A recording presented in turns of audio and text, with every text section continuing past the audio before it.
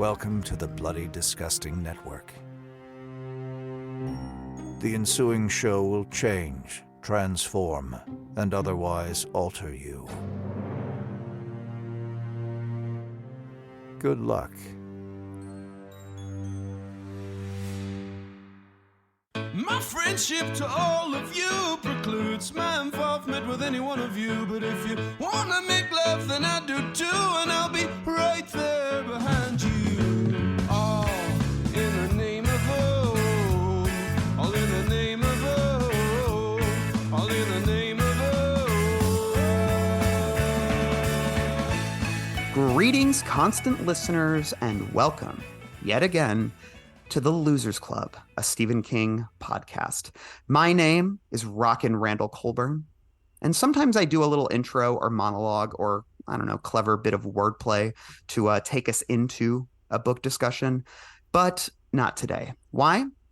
Because we've got a lot of ground to cover. We're talking 2009's Under the Dome. It is over 1,000 pages. Let's jump right into it. Dan Caffrey, say hello and tell us, when did you first read Under the Dome? This is Dan Dome Caffrey. I'm just kidding. Dan Chef Caffrey. I like to come up with the dumbest possible nicknames sometimes. I first read this. I think it's the same copy I had, this big tome, this dome tome. Because Flieger and mine's friend, Mike Boletta, who's married to my sister, he got it for me for Christmas the year it came out. And to be honest, I didn't actually know much about it. I knew Stephen King had a new book coming out, but I didn't really know what it was going to be about or how long it was going to be. So, yeah, I read it then. And I don't know, for being such a brick, it's a super quick read, in my opinion. And I have thoughts as to why that is compared to some of King's other long... Is this his... No, it's his longest, right? No, I mean, the Stand Uncut is longer, and I believe it is longer as well. Yeah, so this is probably like the third long. Yeah, because the Stand Uncut's like 1,300 pages, right? Yeah. But yeah, but I haven't. This is my first time rereading it since it came out, and but it made quite an impression. I feel like I remembered all the plot points and not all the characters because there's a lot of them. But yeah, really excited to be here today to talk about it. Hell yeah, Ashley, say hello and tell us what was it like reading Under the Dome immediately after being on another book episode. Hi, this is Ashley, rhymes with witch Cassidy. And it was hefty. But you know what? This was my very first, proud of me moment. This was my very first audiobook. Oh shit. It was 40 plus hours long. And I listened to it when I got ready for work in the morning, on my way to work, on my lunch hour, on my way home, because we just did Just After Sunset. So I had 3 weeks, I think, to get this one in. Yeah, so it was my very first audiobook. I read it, though, initially in 2013. So this was a first-time listen, revisitation. Yeah. Who did the audiobook? Yeah, I was going to ask that. Raul Julia. Oh. Wait. I know. Wait. When did he die? Wait, I thought he died way before that, right? Did he? Wait, are you sure it was Raul Julia? Maybe Is it not just another guy named Raul? That would be really funny if it was. No, hold on. Let me see who it is. I was like... Esperanza? Raul Esperanza? I could have or not Raul Julia. That's freaking Gomez Adams. Yes, that's why we all freaked out. Yeah, Raul Esparza. I got the wrong guy. Okay, That's hold on. so funny. Oh, it was Raul Esparza. I saw him in a David Mamet play on Broadway. He was in you know what I know him from? The only thing I know this man from is he was in one episode of Pushing Daisies. And I remembered his character so well, and yes, I only remembered his first name. That's wild. That would be so funny if it was Raul Julia. He'd be good. That From Beyond really the Grave, he would have been great. But Raul Esparza was also very good. You know what? I will say, I do think I had a little bit of trouble connecting with the characters when I wasn't reading them and it was someone voicing them. Because it's not necessarily what I would think they would sound like or how I would picture it. So in that sense, because there was so many characters he had to voice, and they all sounded like Gomez Adams. And they all sounded weirdly like Gomez Adams. I wouldn't necessarily recommend it as an audiobook. I preferred reading it, but it was okay for what I needed. Amazing. Dan Flieger, say hello and tell us, was this your first time with Under the Dome? This is Dan Barbie Flieger. Barbie. I also had the audiobook, but it was read by Angelica Houston as Morticia. Weird. No, so I actually have the original one, and I found at the local like free library the paperback edition. Oh, hell yeah. Heck yeah. So I figured with the combo of those two and audiobook, I would triple protect myself and be triply prepared, 3 times as ready. But yeah, I read it when it first came out. I remember my mom bought it, and she doesn't read a ton of Stephen King, but this one she really likes. So as soon as she was done, she just gave me her copy. But this is the first time revisiting since, what was it, 2009 this came out, right? Yeah. Yeah. I mean, spoiler, I thought it was great. Yeah, same. Like, it's funny. This was the book that got me back into King in a lot of ways. It's not like I ever went really far from King. Like, I never, swore him off or anything. But, I definitely drifted for a while. And the reason I think I read this was because, or what prodded me to it was I got a Kindle, and it was like right when Kindles were becoming a thing, and somebody bought me one, and I was like, well, I should read something on this. So I went and looked, and I think Under the Dome this was probably 2011, like around then. And Under the Dome, I think, was on sale for like $8 or something. So I was like, I don't know. It sounds like a cool premise. I'll go back to King. And I can't remember before that the last King I had read. I know that I hadn't read like Cell, I hadn't read Do McKee, I hadn't read Just After Sunset. Like I really had kind of fallen off during this period in King, and this was my way back in, and I loved it. Like I remember losing my damn mind over it because it harkened back to my favorite King books, which were when I was growing up, and this is going to perhaps be surprising, not if you listen to this podcast a lot, but stuff like Salem's Lot, Needful Things, and Tommyknockers and It. I love the long ones, like, because I love the ensembles. I love these small towns that he built an entire narrative around, and all, like, there's so many characters, and I think your mileage may vary on ensembles, and I want to, or at least the power of this ensemble versus others, and I want to talk about that later.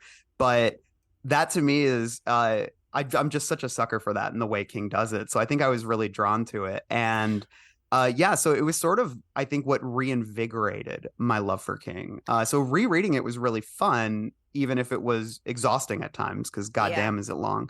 But Randall, are you from a small town? No, I'm from the suburbs. Like, I'm from the suburbs of Detroit. So, okay. But I have lived in small towns, throughout my life. Never anywhere as small as something like Chester's Mills. What about everyone else? Small towns, small towns? We're from the same town, Flieger and I. Yeah. I don't know, Newport. I consider Newport Richie a small town. It's Tampa suburb, so it's not like the middle of nowhere. It's adjacent to a big town, I guess. Well, I'm from Walnut Hill, Illinois, so I know a lot about small towns. Well, we're gonna draw upon that knowledge. Like, I grew up, like right next to a highway, and like with a McDonald's sign outside my window, like a Taco Bell right down the street. We had a McDonald's 15 minutes away. I know, ideal, right? It was great for me as a kid. Yeah, I put a dome on it and just stayed with that Taco Bell all day. I mean, I don't know. We had like 16,000 people in our town, and I feel like it was less developed when we grew up there. There was a lot of sprawling like forest land and everything. I feel like it was small enough to where if you went out, you probably ran into someone you knew, but it wasn't like a one stoplight town. Like there were like 3 high schools and stuff, so it wasn't tiny, I don't think. Yeah, see, that's interesting. I think I was always jealous a little bit of people where you like knew people when you went outside. I mean, I had my little suburb, and I had my friends in the suburb that I would bump into and ride my bike or something. But everything existed on like my entire subdivision was sort of tucked in or nestled within like multiple highways and urban sprawl, not urban sprawl, but like suburban sprawl. So it was a lot of strip malls and chain restaurants, like, is basically where I grew up. So there wasn't a lot of personality. There wasn't a lot of charm.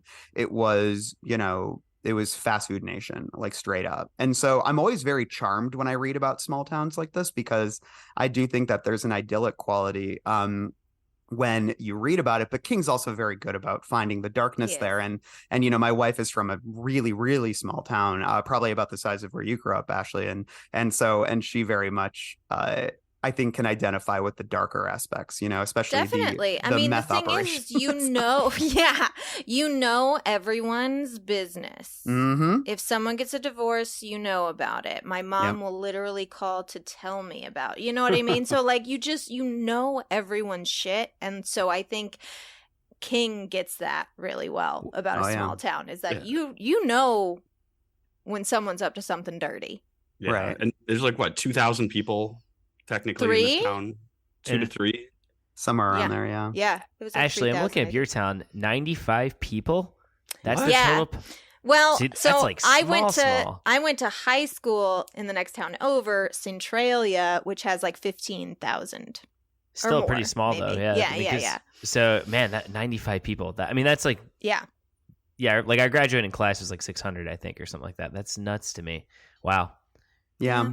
That's wild. And so, yeah, it's it's funny. I like my sister-in-law. She's kind of one of the town hubs, I feel like, for gossip. Like, she's great. I love her. But, when we're at her house, she gives us the update on like what's going on. And everybody's kind of related too. You know what I mean? Like, there's the families, like and that's what I love about, like, I never had anything like that. Like, because my relatives all live like 45 scattered? minutes from each other. Yeah. Very scattered.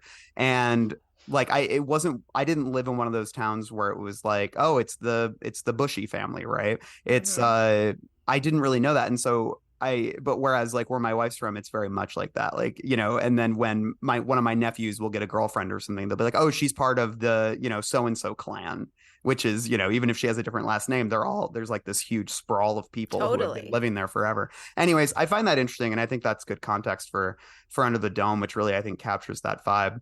So yeah, let's talk a little bit about the history of this book. There's a bit to it. So let's head over to the Derry Public Library. Mike Hanlon, if you see... Excuse me, sir.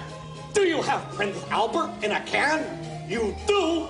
Well, you better let the poor guy out. Yeah, Mike Hanlon, that I had to go, that I had to get cleaned up. Tell him I'll see him tonight. Get out! Last chance, Doja. Get out! Get out!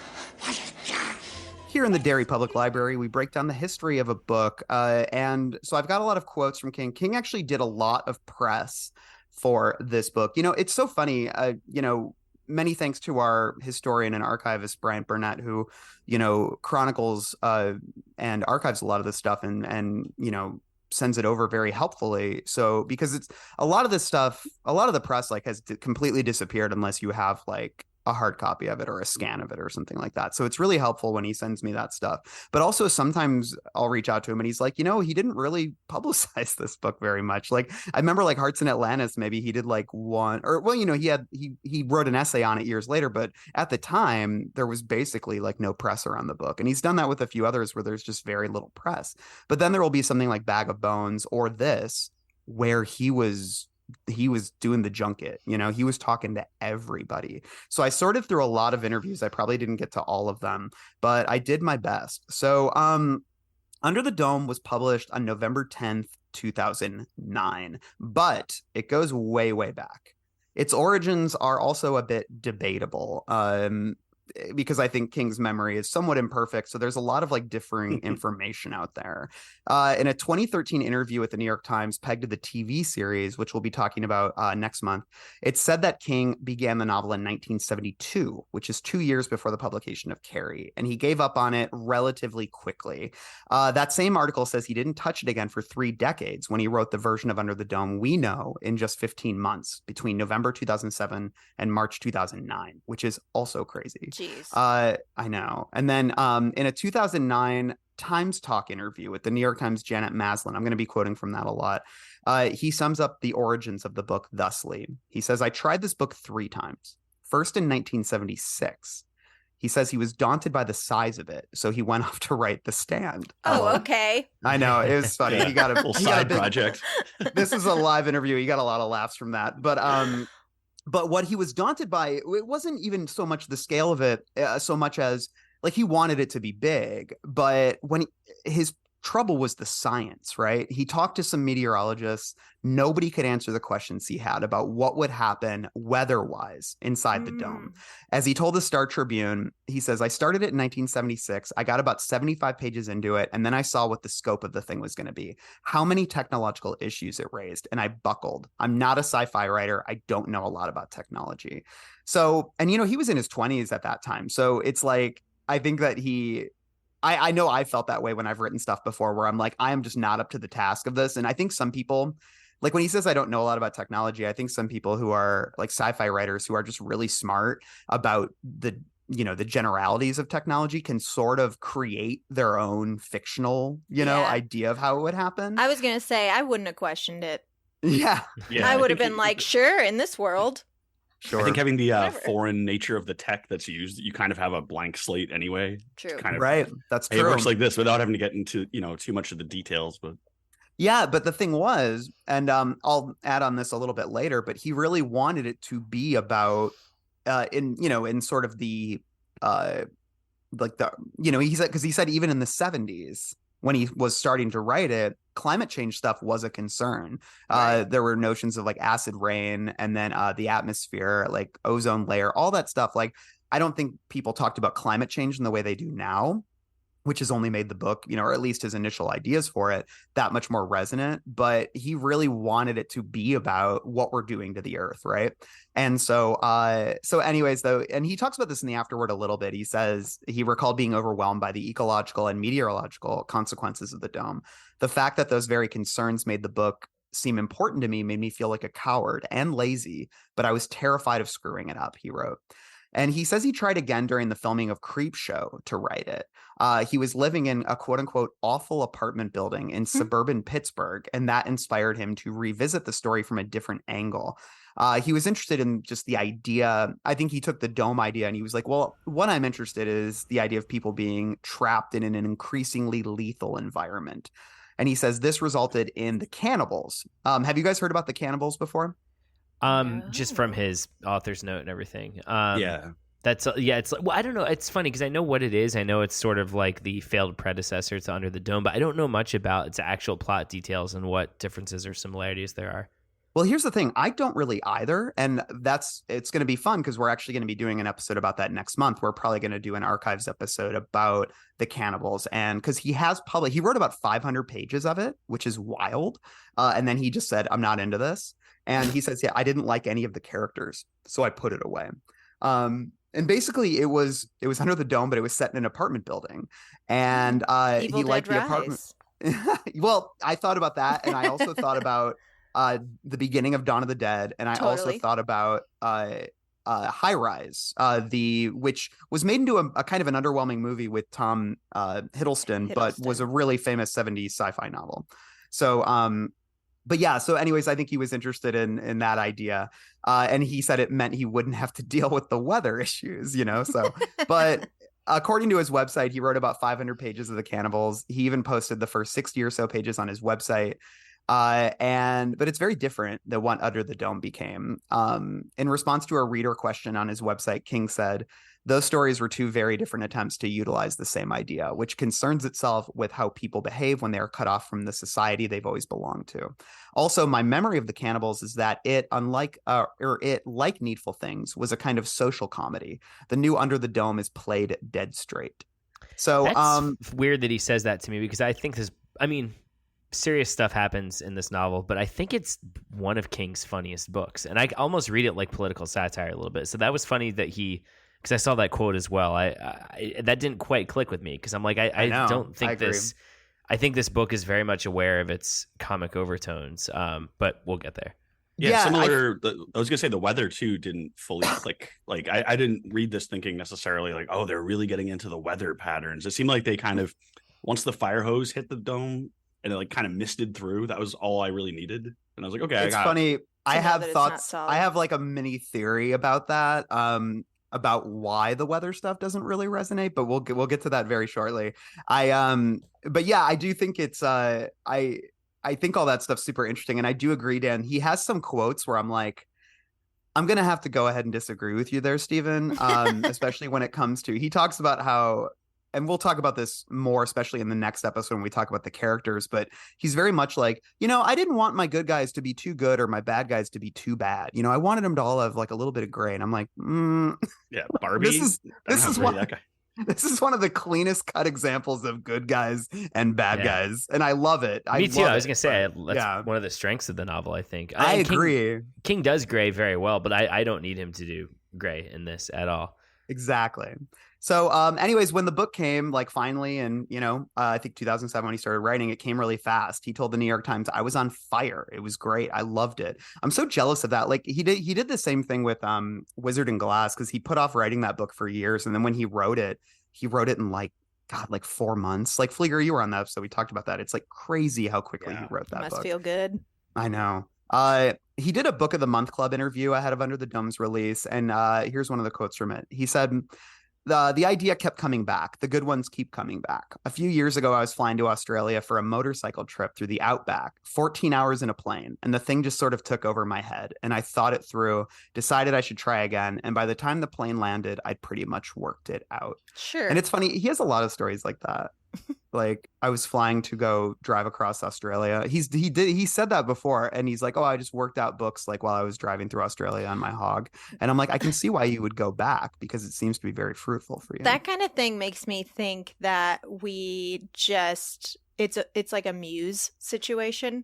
Like we don't necessarily create as much as it's just sort of like filtered into our head. Like I don't know if you watched like the Beatles documentary and like saw how they like wrote songs, and you're like, oh, you just channeled that.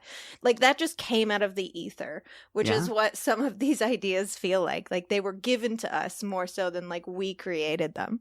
It's funny you say that. He talks in On Writing a bit about how he sees ideas as fossils that, that you dig up. And sometimes you can't find the right way in to that idea, or you can only like get the skull, but then you can't find the rest of the body. For him, it's like the idea exists somewhere in the morass of his brain. He's just got to find it in there. Like it exists fully formed. And he also and like I think Misery too, he talks about he had the idea on a plane, and it by the end of the flight, he had it all figured out. Or From a Buick 8, he talked about like he stopped at a gas station, got the idea for that book, and by the time he was home, like because it was like a long drive, he figured out the whole book. And I'm like, that's so cool. I feel like if I was hanging out with him, I'd be so tempted to constantly tossing out ideas and be like, how's that for an idea? Like, what about a spider? What if this spider? Speaking to Janet Maslin of the New York Times, he said he was inspired by the massive books of Ken Follett, including World Without End, who he's written very, very long books, and King is very charmed by a good long book, he said. And he said people were asking him when he'd write a long book again, since, quote unquote, he'd been writing short ones. Although Duma Key was really long, wasn't it? Yeah, it was like 600 pages at least. But I guess that's short for him. Top 5 length. Yeah, right. Because we talked about that in the episode. I think it is. Yeah, I think it's in his like someone did a podcast on King's 9 longest books or something like that. I think Duma Key was on there. Nice. The first draft of Under the Dome was 1,600 pages. He cut it down to about 1,100, which is what we have. And for a long time, he said this in multiple interviews, the 1,600-page draft, much to Tabby's displeasure, sat on a hassock in their exercise room, which is just a very funny image. A collector's edition limited to 25,000 copies and a signed edition limited to 1,500 copies were published by Scribner concurrently with the regular trade edition. These editions feature a dust jacket without any lettering, a removable band with author name and title, printed end papers with the map of the town in color. I really like. I want That's that. cool. I'd like to see that. And the regular edition contains a black and white map in the book's front matter. 27 illustrations by the New Yorker cartoonist Matthew Diffie, a ribbon marker, and also contain a deck of cards with the Diffie illustrations. These editions are printed on specialty paper with different binding. We'll talk more about the drawings because they were released as like cards, and it's so funny because I didn't realize that there were images of the characters until after I finished the book, and going and looking at some of them, I was way off on how. I didn't know that either. Let me see. That's so funny that they're New Yorker though. It's like, I'm picturing it's like, a little witty comment under that doesn't really make a lot of sense. It's like, here's Big Jim. And it's like, weather's nice today. It's like, what? I will say the one for Junior I love, and it's better than the version I had in my head. So Dan, just at least look that one up. What is it? Are these like the black and white sketches? Yeah. Let me see. It's like the quality's not great. I'll look. Junior for this. looks like all the guys who beat me up in high school, which is so perfect. He's wearing like the douchebag Oakleys and stuff like that. It's so that's funny. Junior. I saw that picture that came up. I assume that was Carter Thibodeau or something. No, that's supposed to be Junior. Yeah, that's not. Is that what he? I guess I don't really remember what they physically describe him as. That's not how they don't. He doesn't really describe Not Junior really. that closely. He describes Carter more. Although that is also how I would picture Carter. So I mean, but I figure I don't know those guys. It's so funny too, because I always try to remember that they're like 19 years old, like 19, 20 years old. I always imagine them as like 30, and I have to like knock myself back because it actually is more powerful in my mind if I do think of them as children in that way. I don't know. It's very powerful. Do they have these labeled any? I have the big picture, but Oh, I didn't see like labels for all of them, but I saw enough. Like there was one that labeled Junior. So I feel like Big Jim Rennie looks older than I thought, and I'm pretty sure he used what's his face from the Green Mile as the model for it. The guy, Jeffrey, the guy from Walking Jeffrey Dead. DeMunn. Yeah, that's what it looks Well, there's like. somebody else that he looks like that I'm surprised you aren't picking up on because I'm about to talk about it. Is it, unless this guy isn't? I'm assuming is this old guy with the tie and the glasses supposed to be Big Jim Rennie? Yeah. I think yeah. Well, I'm Someone pretty else he sure if it's looks who I'm like. thinking of. Yeah, somebody by the name of Dick Cheney. Whoop. Oh, duh, yeah, because he's based on him, right? Yeah, no, he totally Yeah. looks like Dick Cheney there. Yeah, fucking And then Barbie Andy looks Sanders. like young Willem Dafoe. Anyway, sorry, I'm just going Yeah, through just Also, read through all of them, Dan. Don't forget, look up Horace because he's a dog. I couldn't picture him. that woodchuck looks I've- like the one in Caddyshack. I have no idea what corgis look like, so I was so confused the whole book. No, and then Andy Sanders looks like George W. Bush as well, which but again, King actually commented on this. We'll talk about that shortly. But yeah, a deluxe edition was released with the playing cards.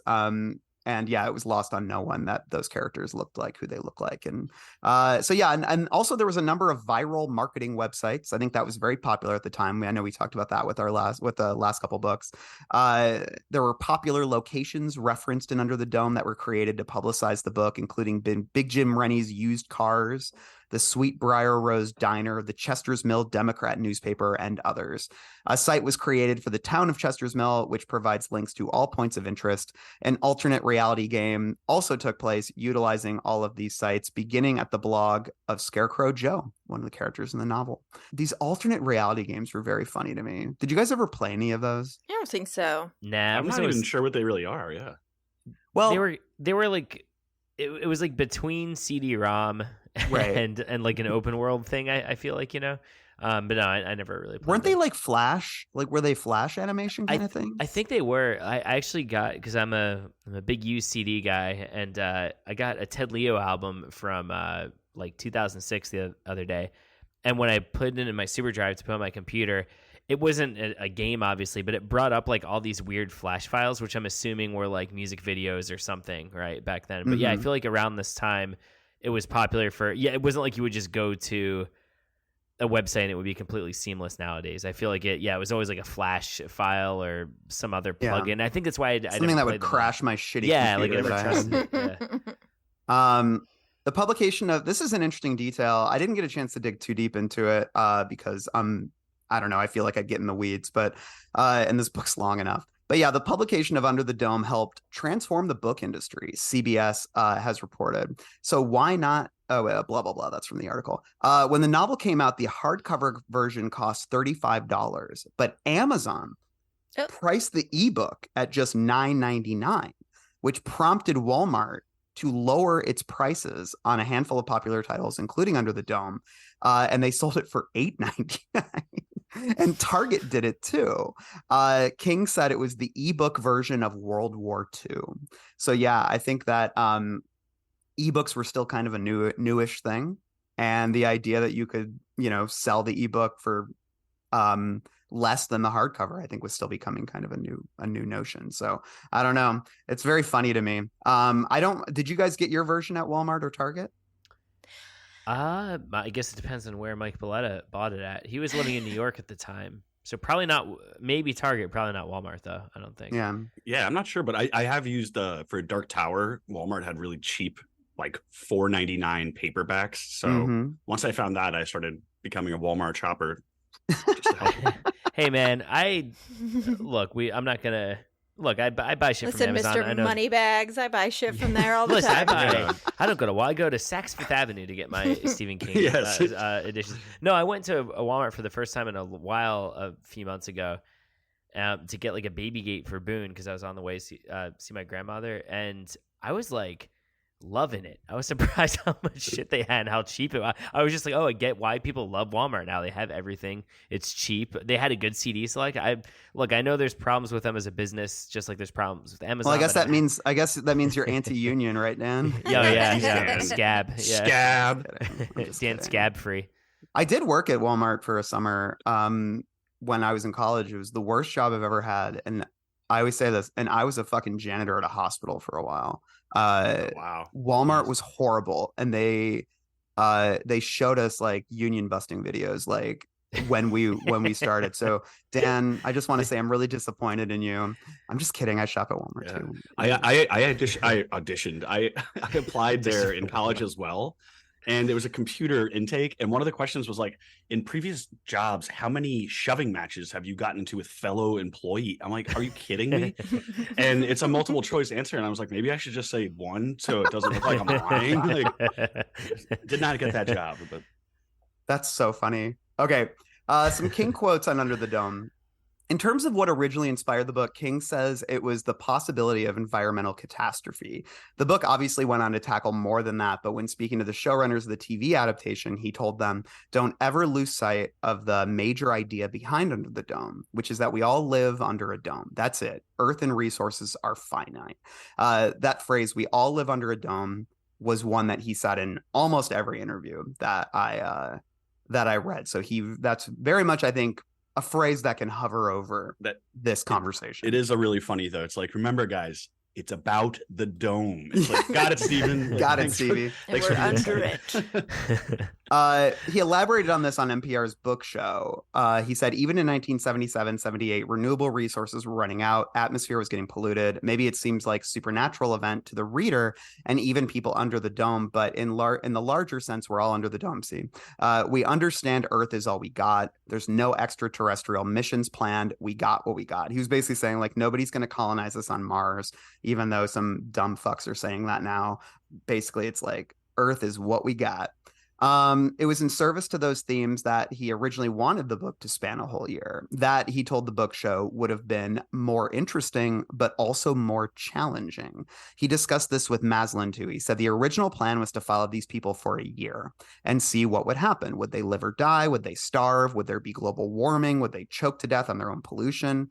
He said the cast had grown so large, though, that I could only manipulate them for a week. A year, it would be 9,000 pages. So, and then also he just couldn't get answers, you know. As he notes in the book's afterword, a friend of his named Russ Dorr, a physician's assistant, has throughout his career helped him do a lot of research. In this book, Russ helped him research computer-guided missiles, jet stream patterns, methamphetamine recipes, portable generators, radiation, a bunch more. But still, for all that help, he told the book show that nobody could give me a clear picture of what would happen like during that time under the dome. With a dome that goes 40,000 feet into the sky, would it rain? Would it snow? Who knows? So I think that's sort of my theory about why the weather aspect doesn't play a bigger role, is because he couldn't really get the answers that he wanted. Yeah. So he basically just set off a bomb, you know? Yeah. It is funny because I believe one of the biggest structures on Earth is like a hangar for blimps. And even within those, they have weather patterns that form. Like they'll have like condensation will create clouds. Right. So if it would work there, I'd imagine if it went 40,000 feet in the air, that you would certainly have some kind of weather pattern that would develop independent. Yeah, I would love to hear like at least some of the theories or the conversations that he had about that stuff. Because, you know, I don't know. I took a weather class in college, but let's just say I didn't internalize a lot of that information. So there was also an image that he was drawn to. He was really interested in the idea of like a news event building up around this town where everyone outside could see everyone inside, but they couldn't go inside. So like the idea of this glass wall, people knocking on it, like knocking on thin air. This was just an idea that stuck with him from the very beginnings of the novel. He said, what a story that would make. The whole world is watching these people. They're as out of touch as people on a desert island. He added, I had this image of CNN and news organizations showing up as the food ran out, the atmosphere got dirty, resources got thin. Now we live in a news-oriented society. We live in a fishbowl society now. This is the ultimate reality show. The whole world watches these people try to get along. That was one of my favorite aspects too. Yeah. Like the watching, or, you know, having these characters watching news reports of what's going on inside the dome. Like every time there was something like that was going on, it was really exciting for me. Yeah. He was very tickled too, because as we all know, King is an avid cable news watcher. And he actually did an interview on CNN on one of their morning shows, and they were basically just talking about how much he name drops Wolf Blitzer. And I was going to say it was an interview with Jake Tapper or Wolf Blitzer, because those are the two who come up the most. He's so obsessed with Wolf Blitzer. Yeah, I have some kind of Anderson Cooper, right? Anderson Cooper was mentioned in this. Yeah, Anderson Cooper's on site. Yeah, he's outside the domes. I feel like I was gonna say some of the audiobook combination. So hearing the person try to imitate Anderson Cooper's voice, it's kind of funny. Yeah, King mentioned verisimilitude. I think he's one of those authors who I don't know, because I'm of two minds about it. I do think sometimes using real world details or real world figures can really enhance a story. I often find in King it just detracts for me. Like, I don't like the Wolf Blitzer leg humping in this. I find it really annoying. And not just because I think a lot of the CNN people are annoying, but like, it's like, just, you know, calm down, dude. You know, we get it. You watch I CNN. didn't mind it as much in this, because you never, ever, ever get out from under the dome in this novel. Like, ever. You never see anything that's going on unless it's a news, something on the television or a phone call. So, like, that didn't bother me as much this time, but I understand what you're saying. Yeah, it'd be funny if like he tried to work him into a major part of the story. Like Anderson gets into the dome somehow and is like struggling with them. He like teams up with Dale, with and Barbie, like high five each other. G.I. Joe with Anderson Cooper. He ends up smoking meth. Yeah. Man. That would I'd actually be be funny. into. Like Wolf Blitzer goes in there and because everyone loves Wolf Blitzer, right? In real life, like people are. I don't, because he lost on Celebrity Jeopardy to Andy Richter, and he had negative money going into the final Jeopardy, and they had to like give him money just so he can keep playing. What a loser. He got like smoked. He ended up with negative, and Andy had like the all-time. He had like really $55,000 or something. If that happens, you should have to pay up.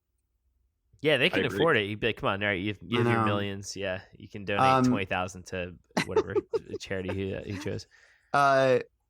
So he spoke a little bit about just the town itself. He said in one interview he based it on a small town near him. He said in another it was based on a few towns that he knew. I've seen tell that it's modeled on Bridgeton, Maine, which is a town he did live in for at least several years. And I believe that town is featured in Dark Tower. Do you guys remember? Is that where? I think that's where the in the seventh book. Yeah, they end up teleporting to, and Roland teams up with that woman from the deli, right? Isn't I think I'm pretty sure that's all set in Bridgeton. Yeah, so I think that's right. He loves that town. So yeah, and then he said, talking about small towns, he said in that Book of the Month Club piece, he said, small towns are what I know, and I've been writing about them pretty much my whole life. In some ways, they're a microcosm for any community, but there's an intimacy or a lack of anonymity that makes things more interesting, for me at least. Politics everywhere is personal, but in small towns, the mechanisms of power are pretty easy to manipulate, probably easier for bad ends than for good. And then he said on the book show on NPR, he said, what I really liked was the idea of putting these people under a bell jar. I imagine one of those plastic things you put over a cake, or an ant farm. Small towns are like that. They have their own societies. Obviously, the ant farm thing made it into the book. Definitely. Several times. He compared it to The Stand in his newsletter. He said, I think they're both political and social novels concerned with the dynamic of power under the extreme pressure of crisis, how incompetency can rise to the top, how easy it is for evil to hold sway, how people, when they feel threatened, have a tendency to resist the call of sanity and surrender their will to someone they perceive as a strong leader. Flag in The Stand, Big Jim Rennie, and Chester's Mill. Big Jim, though, is entirely of our world, not the case with Flag. I think that's a very important distinction for King, especially because, you know, the wake of, like, basically the real world events that he was more or less riffing on here were very, very heavy in his head, and we're going to get to that shortly. A few other just quotes. He talked to the Star Tribune. He said, I went into this book with a commitment to letting the reader know they find out why it all happened. In a book this long, the reader deserves an explanation. With Under the Dome, I wanted to write a story that's all story. I wanted to amuse myself because if it doesn't interest me, it won't interest anyone else. Fair. Yeah, these comments were kind of paired with him talking about how much he does like value mystery, right? And the idea that an explanation for what is happening is not always necessary. I don't know if it's him getting older or if it is what he says here, which is that it's a really long book, but he does give us a very clear answer for why this is happening. Do you guys prefer that, or do you, and we'll talk more about the ending later, like in general, but like, I don't know, do you wish it had stayed ambiguous, or do you think that there's a real purpose to us knowing what did this? I think that's a tricky question because I don't mind the ending like other people do. On this reread, I do think there's a pretty big thematic connection to the explanation. You know, the whole ants under the magnifying glass thing, which obviously we see in several incarnations throughout the novel with like the brats being microwaved and the it's funny. I kept reading brats like brats, and I didn't know what the fuck they were. I'm like, what? They mean the dolls, right? I was like, it was so. It took me like so long to get what they're going for. Anyway, and they talk about kids doing it with magnifying glass. So there's those obvious signifiers, but also, I think because of the solution they use to elicit compassion from one of the Leatherheads or Leatherfaces, whatever they call them, and get them out.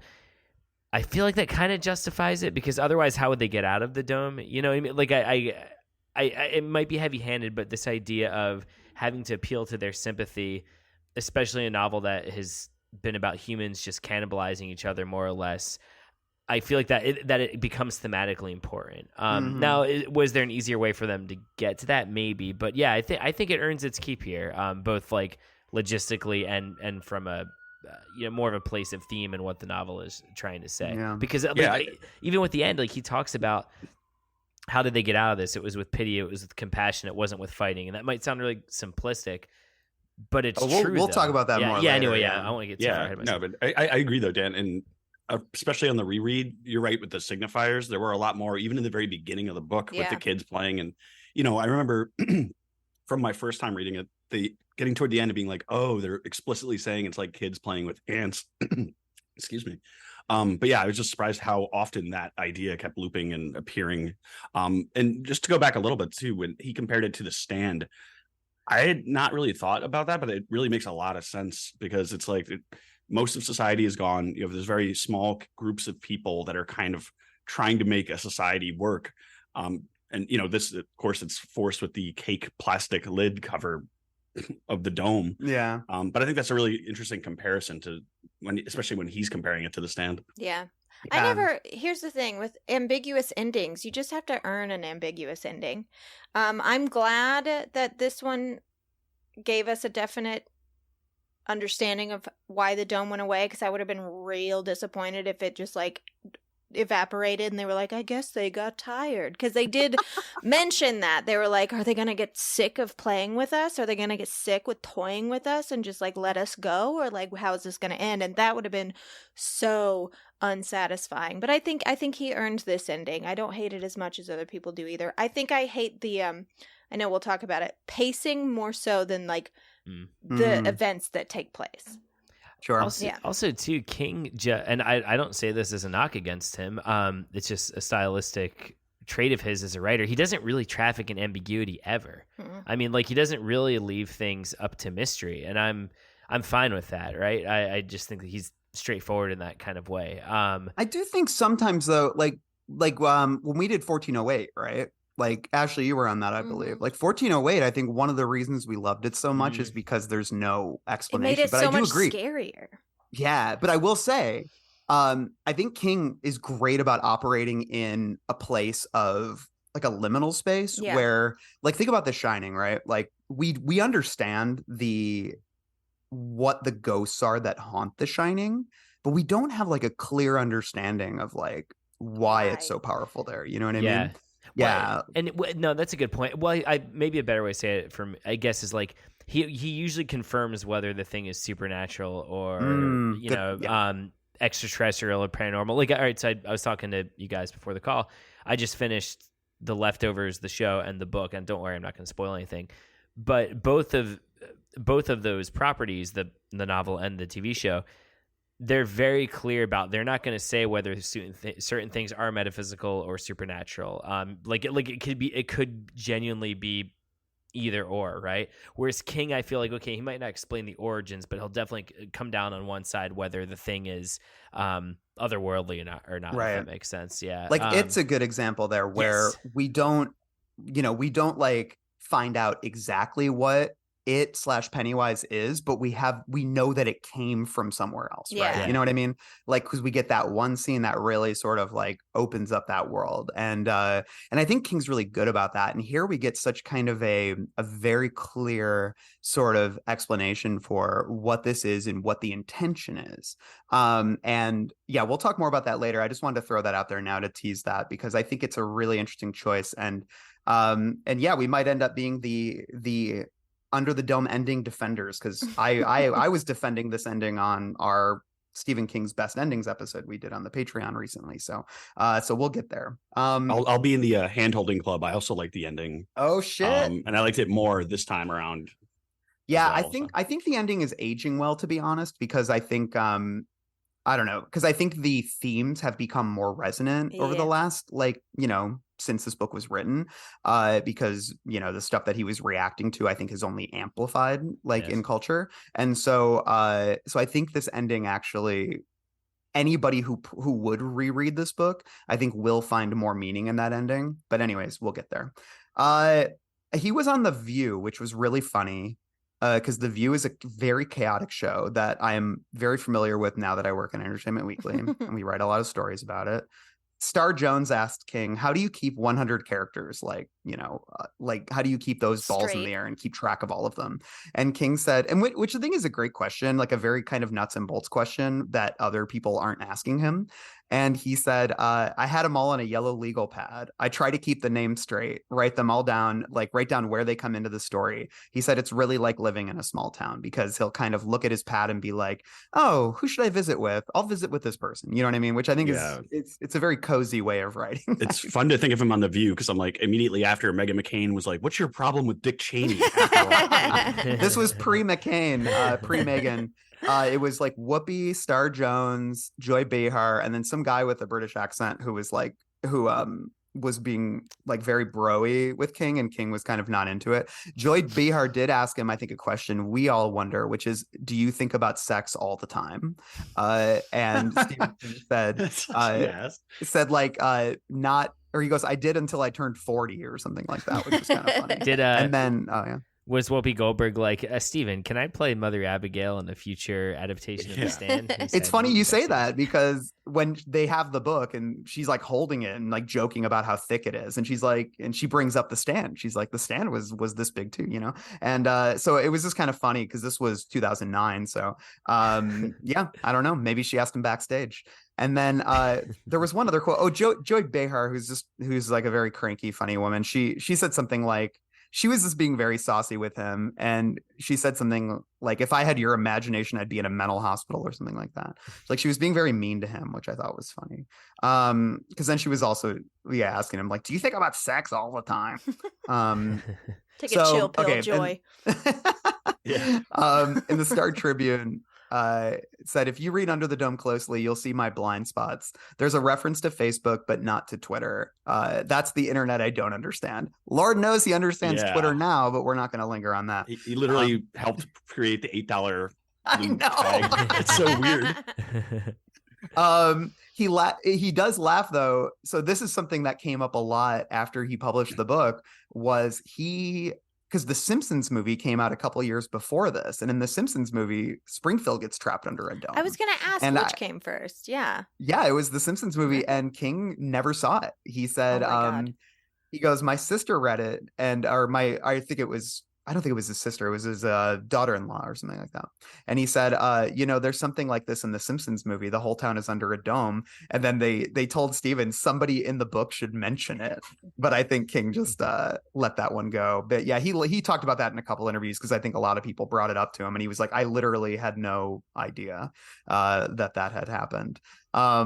So yeah, and then in addition to the Simpsons movie, there's also a 1965 novel by Clifford Clifford Simak called All Flesh is Grass, a science fiction novel about a small town that wakes up one morning to find itself trapped beneath a dome placed by extraterrestrials who want to study their reactions.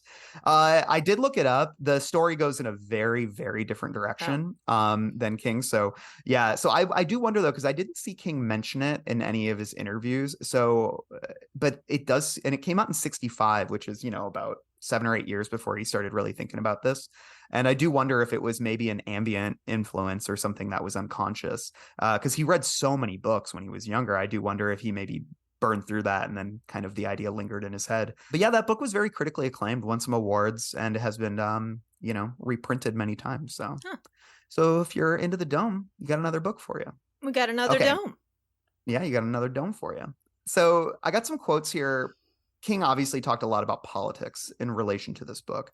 I think it's not hard to see the connection. And it'll be interesting, I think, to discuss look back on some of these quotes when we get into the hook. So the first one I'll start with, when he was on NPR's The Book Show, he said, "I'm haunted in a lot of my fiction by what happened in Germany and how a monster like Hitler came to power. And the answer seems to be, if good people are paralyzed by escalating disasters, there's a desire to wait and say it can't get worse." And obviously, I think you can see that in all of his sort of ensemble books where there are these warring sides. I think that's another thing that resonates with me is Big Jim, instantly saying, "You're on my side" or "You're on Dale Barber's side," and it also makes me think of the past 3 years that we've lived where, they were like, "Oh, P.S. the government's admitting to UFOs," and everyone was like, "I don't care. I'm so tired." Yeah. Okay. All right. Or it was like, monkeypox is a thing now. It's like, fine, I don't know. Yeah. What do you want me to do? What are we going to do? What do you want me to do, man? You've made us powerless. Yeah. It is interesting with the German upbringing or, Hitler rising and coming to power, because I did see a lot more Animal Farm in this read. Oh, yeah. Especially with the way Barbie was kind of being othered as Snowball of everything that went wrong. They'd be like, well, it's probably him. He may even have gangs out there that are working for him. And just, the idea that that's how you keep the power is the fear of sort of the unknown outsider. Yep. That was a huge influence, obviously. He's talked about Animal Farm quite a bit, I think, in his career, but he directly mentioned Animal Farm in, I believe, an interview with Time, as, obviously being a huge influence. I think he was just really influenced by the way that Orwell was able to write about capitalism and write about fascism and all these things through, smuggle it in through that narrative. I'm not sure King is as subtle. And, again, it's not as if Animal Farm is hyper subtle, but it's, I think, a little more subtle than Under the Dome. But when I read it in 2012 and I was, early 20s, I didn't get all the, not at all. Yeah. So, yeah, I mean, even then, too, I was a little bit older, but it's I think I was aware of what he was doing, but I didn't have the knowledge I think I have now to understand sort of, I don't know, the deeper aspects of it. And I was really drawn to a lot of the spiritual ideas, which I'm fascinated by, and I'm really excited to talk to you guys about, because that stuff hit me even harder now. And that obviously is, I think, interwoven with the political aspect, because the era that he's commenting on here is, when the president talks to God, right? But we'll talk more about that. So yeah, speaking to Janet Maslin about the playing cards, when she very pointedly brings up that they look like, that Rennie looks like Cheney and Sanders looks like George W. And King basically was like, "Hey, I didn't draw the pictures." He goes, "I didn't want to write an overtly political novel, but I didn't want to not write a political novel." He says, "The thing that interested me about Bush and Cheney was the pervasive feeling across the political spectrum that Cheney was the brains of the establishment and Bush was the empty-headed guy. And that was something he gave credence to by things he said, the way he read things." And of course, I'm thinking of strategery. And I thought, what an interesting power structure. I want to make Andy Sanders the guy who's the hood ornament on the political car. Nice guy, glad-hander, always got a joke, writes condolences notes if he sees someone died. The guy behind the scenes is someone who's a real hard ass. That's Jim Rennie. And then he talked about that more to Time. And he said he wasn't writing directly about the war or, I think a specific event, so much as the general vibe of incompetency. He said, I was angry about incompetency. Obviously, I'm on the left of center. I didn't believe there was a justification for going into the war in Iraq. And it just seemed at the time that in the wake of 9/11, the Bush administration was like this angry kid walking down the street who couldn't find whoever sucker punched him, and so turned around and punched the first likely suspect. Sometimes the sublimely wrong people can be in power at a time when you really need the right people. I put a lot of that into the book. But when I started, I said, I want to use the Bush-Cheney dynamic for the people who are the leaders of this town. As a result, you have Big Jim Rennie, the villain of the piece. I got to like the other guy, Andy Sanders. He wasn't actively evil. He was just incompetent, which is how I always felt about George W. Bush. We won't debate that. Listen, Yeah, I would have a beer with George W. Bush before Bless I would him. have a beer with Richard Cheney. I do. There's a funny comment on that where, because that was part of the appeal, right? Was Bush was the guy you'd have a beer with, and some Right. comedian was like, next time you go to the bar, look at the people sitting there. You see any presidents? Like, And then, so he added, I wasn't interested in doing an allegory where it's 1-to-1. It's not that way. But what interested me was two guys who really seemed incompetent at their jobs. If I put people like that in charge, let's see what happens. And obviously, I think there's a lot of correlation with The Stand there. And, you know, and not just The Stand. I mean, I think a lot of his work there's one running theme that I've discussed on this podcast that keeps coming up in King's work in ways that I find absolutely fascinating is the idea that evil is undone not necessarily by good overcoming it because the power of good or even like hubris necessarily. It's more that King's villains fail because they're kind of idiots. You know what I mean? Yeah. They're powerful and they can force themselves and will themselves into certain positions, but they don't know how to run something. Yeah. You know, Yeah, and I that's think- Randall Flatt, you know. yeah, I also think it's the kind of person that would follow a strong leader is usually going to be kind of a stupid person anyway. Yeah. So they're surrounding themselves with Yeah. incompetence to do their Your own bidding. So team it's like, is- look at Junior, like what a liability that kid was.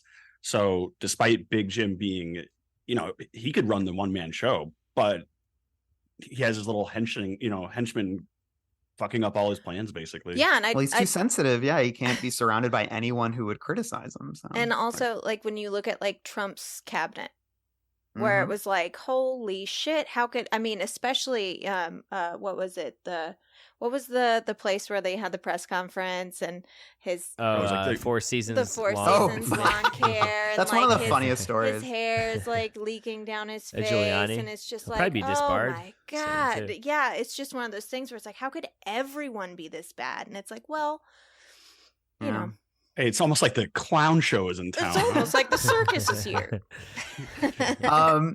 So yeah, and then this is really, I think, relevant to the era, although it still resonates now. But this was written during, I think, the height of evangelical justification for atrocity. Yeah. And I say evangelical specifically because that really was what was sweeping the country at that time. And evangelicalism now, and I'm not trying to piss anyone off here. I'm someone who, I go to church, like I consider myself a Christian, but I used to be a born again evangelical, but I think evangelicalism has really shown its ass in terms of over the last 10 years in terms of not even trying to put up a spiritual front anymore. Yeah. It's really just kind of an arm of politics. And at least during the Bush era, there was some, because Bush, openly proclaimed his faith and wore it on his sleeve and said that God was, justifying his invasion of Iraq and everything. And, and there was a lot of evangelical leaders that, jumped up and said, I've got biblical justification for this preemptive war, keep your sword drawn, blah, blah, blah. And that to me is obviously deeply malevolent, and perhaps more so than kind of the era of evangelicalism that we endure these days. But it's like there was this spiritual justification for so many different horrible political decisions that were being made at the time, and Americans were just expected to say, oh, well, if your faith is guiding you towards that, then that's fine. You know what I mean? And it's that to me is something that really ripples throughout this book. Yeah. And that is kind of, I think, what King is commenting on here. He says, one thing I've seen in American society that's distressed me is the rise of the radical religious right. Any low, scurrilous tactic is justifiable for the greater good. You justify by hiding behind the Bible. Any kind of fundamentalist belief is apt to cause problems. I watch appalled on some of the cable stations where evangelists will come on and say heaven is green because it's the color of money. And obviously, I mean, I think about, you know, King stories going back to Carrie. I mean, he's always written, you know, people who have been almost driven maniacal. Well, I guess there's two different kinds. Like, he has characters who have almost been driven insane by their faith. People like, you know, Margaret White. Yeah. And then you have people who are very deeply cynical and flex their faith as a means to, you know, for their own self-interest or to gain power over others. I think about like the woman in the Mist. I was going to say, what would Mrs. Carmody be? Would she be power? I think she's a little of both, or is she crazy? Because I think that she's canny. Kind of a balance. She's savvy enough to, I think, weaponize her faith when it's helpful, but she's also a cuckoo bird. Yeah. So, whereas Margaret White is somebody I think who is just, you know, really she's almost sad. like a victim. Yeah, she's fucked up. God. Yeah, Church, of like, and you know, religion. I mean, well, just like I think like faith as a blunt force instrument, right, rather than something edifying. So, anyways, I want us to keep all that stuff in mind as we move in to our next section. But before we get there, we're going to talk about reviews of this book. Let's start with the good. In the New York Times, this is Janet Maslin. She was very invested in this book. She said, Under the Dome gravely threatens Stephen King's status as a mere chart-busting pop culture phenomenon. It has the scope and flavor of literary Americana, even if Mr. King's particular patch of American turf is located smack in the middle of the Twilight Zone. It dispenses with his usual scatology and trippy fantasy to deliver a spectrum of credible people with real family ties, health crises, self-destructive habits, and political passions. Even its broad caricatures prompt real emotion, if only via the damage they can inflict on others. Though the book's broad conspiratorial strokes become far-fetched, its ordinary souls become ever more able to break hearts. She adds, in the spirit of on-writing, Under the Dome takes a lucid, common-sense approach that keeps it tight and energetic from start to finish. Hard as this thing is to hoist, it's even harder to put down. And then she ends it by saying, nowhere in Mr. King's immense body of work have his real and fantasy worlds collided with such head-on force. Wow. So she really, really loved this one. Yeah. And I do think it's interesting. She talks about this elsewhere in this review, too, about... She says the usual scatology isn't as present, and she also talks about there not being as much gore and like viscera. And it's so funny because she says this, I know, right? And she says this in the live interview that she did with him as well, that the Times talk. And King is like, "Are you sure about that? Are you sure about that?" Because I think she was so charmed, I think, by the other things that she loved about it. She kind of perhaps overlooked, you know, the section where somebody got cut in half and their intestines dangled like party streamers. Or their jaw was hanging off of their face or... Well, it is...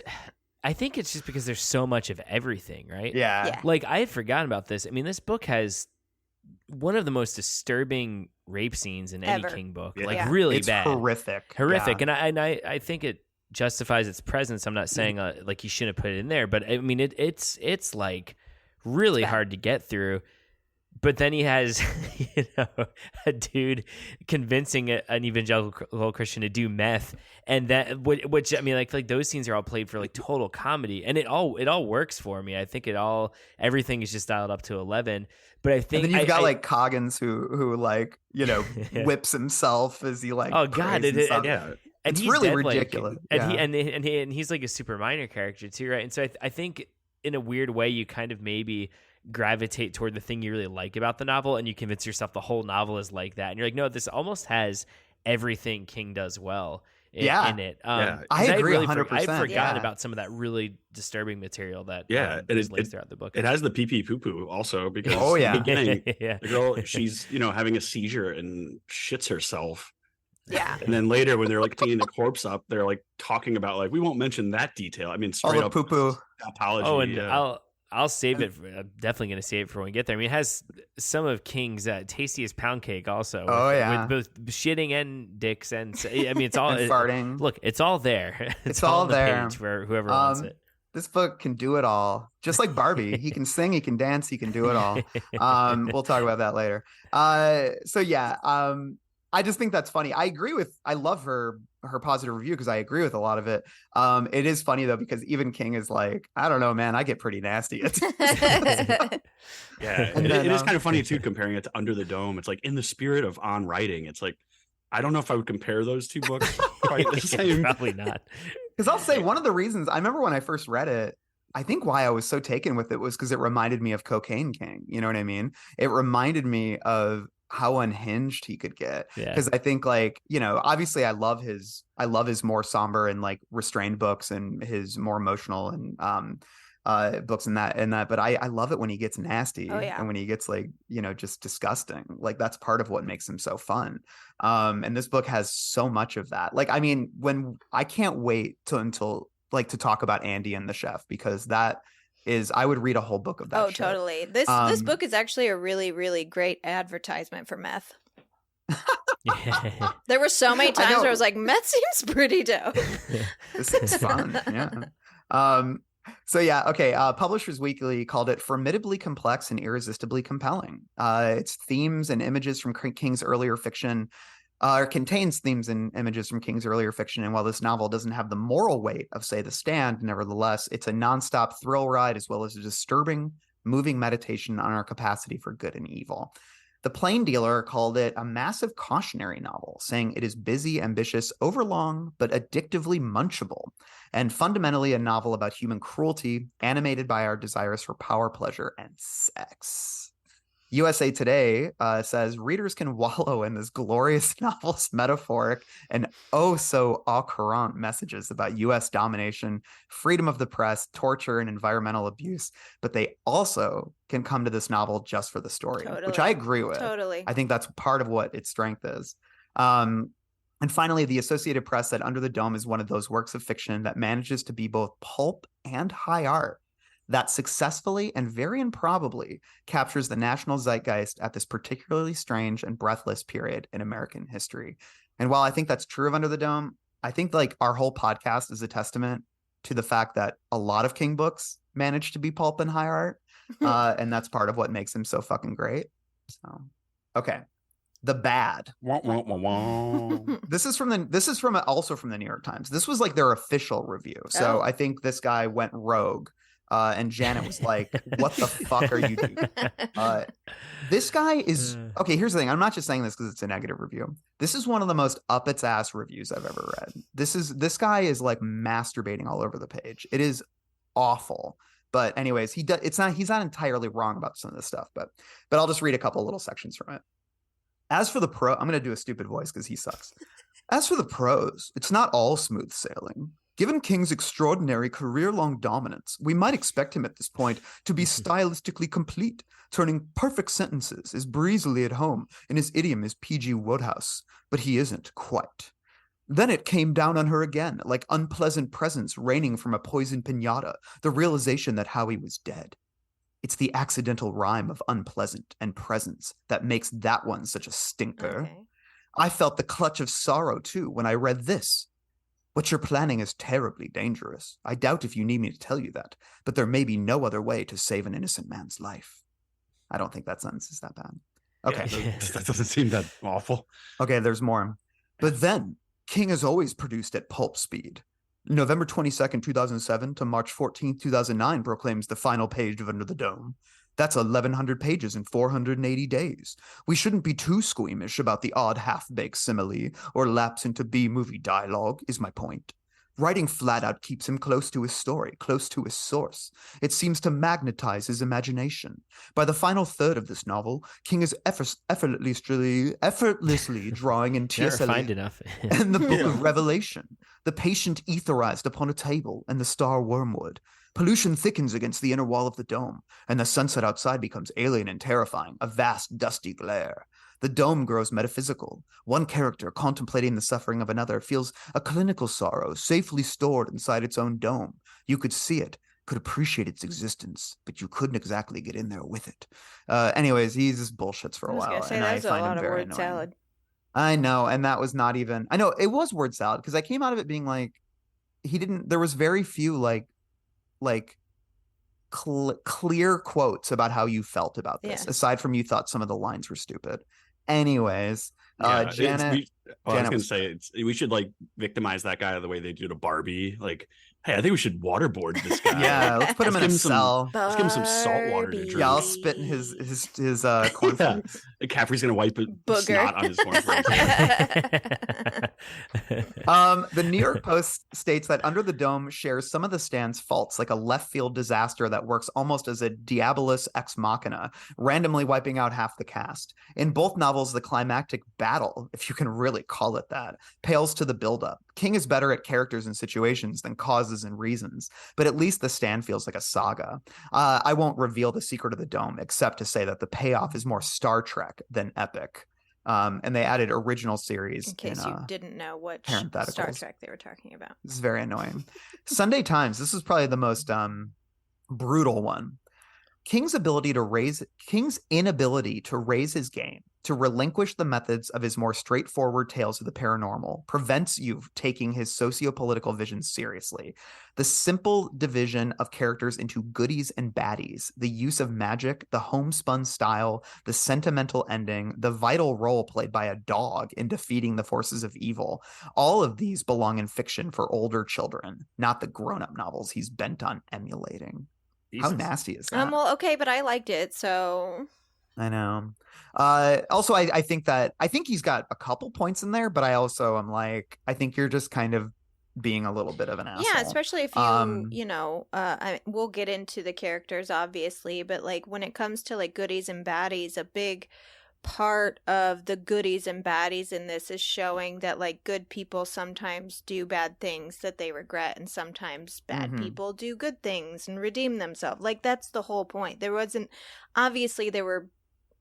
sort of two teams. There were teams that evolved, but that happens when you get a group of people together. A team evolves. Right. Yeah. It's just I thought it was a bit of a haterade from this man. A haterade.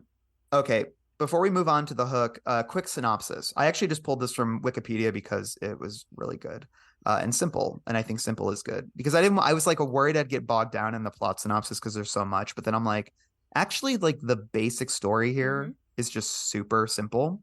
So the novel focuses on a small Maine town and tells an intricate multi-character alternating perspective story of how the town's inhabitants contend with the calamity of being suddenly cut off from the outside world by an impassable, invisible glass dome-like barrier that seemingly falls out of the sky, transforming the community into a domed city.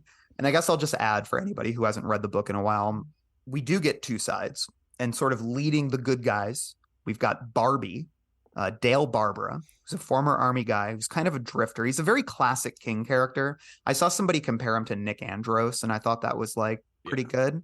Like he's kind of just one of these guys in King's imagination who sort of wander the country and like go cook at restaurants for a couple months. But they're it's good like, guys. Like, but and he's they're like good. a good, like no man. seediness or anything. Just, but it reminds me of like, like he's so good at writing that kind of archetype, which great. is why it's surprising that I don't think Barbie works as well as other ones, but we'll get to that.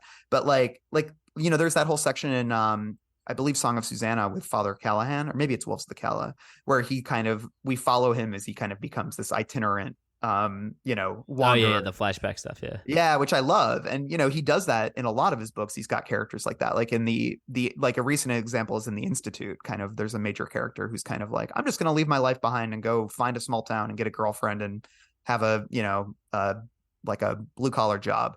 And that's kind of what Barbie represents here. And then he sort of teams up with the kind of local journalist who runs the paper, which is called The Democrat. And her name's Julia Shumway. And we'll talk more about them later. And then the bad guys, you've got Big Jim, who is the second selectman of this town. There's three selectmen who sort of, help run the town. The first one is Andy Sanders. He's a bit of a pushover. And then Big Jim is sort of the, obviously it's the Bush Cheney thing. We'll talk more about that.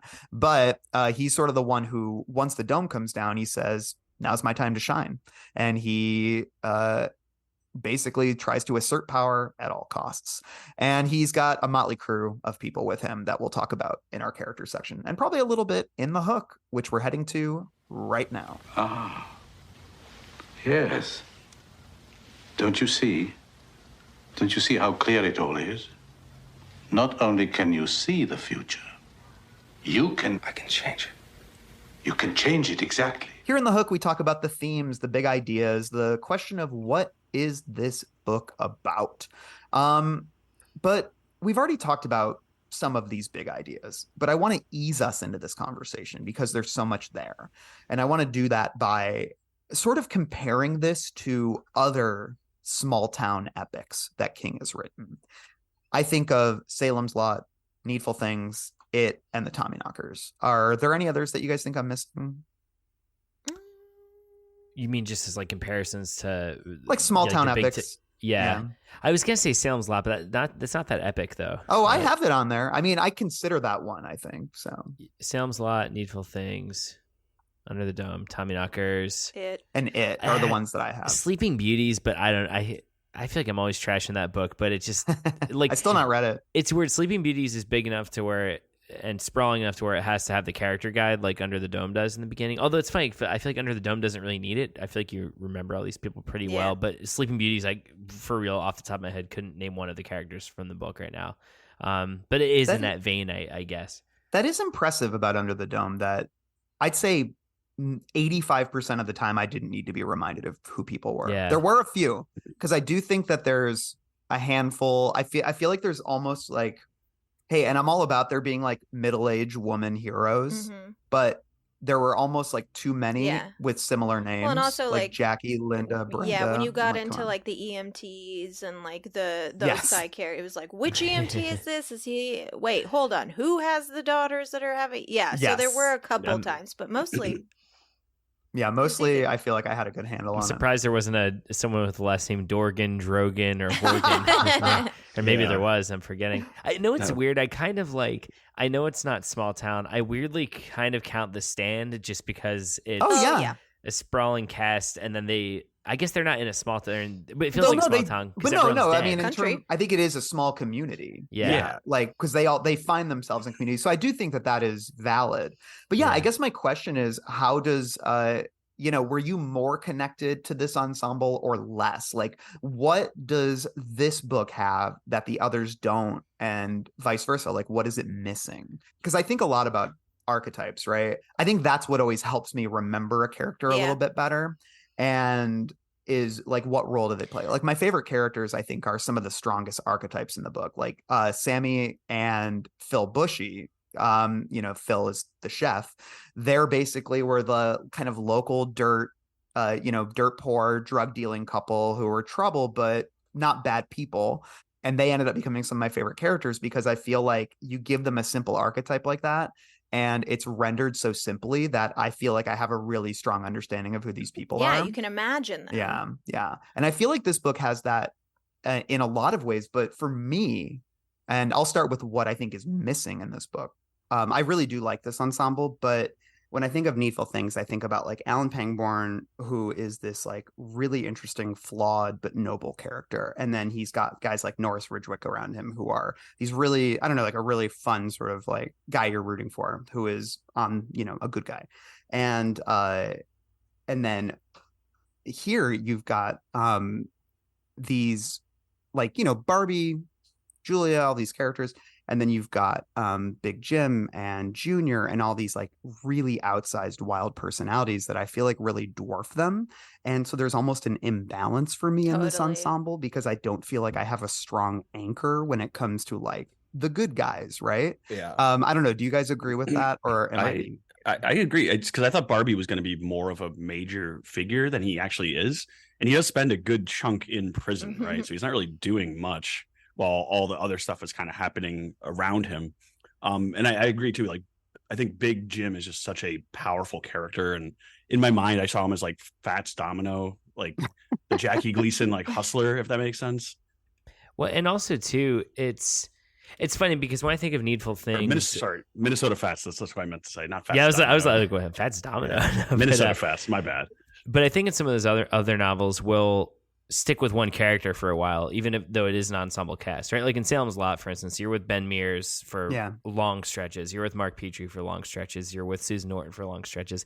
In this, it has such an episodic feel to it, which is why I think it moves so quickly for being a longer book. It almost feels cinematic in that kind of way.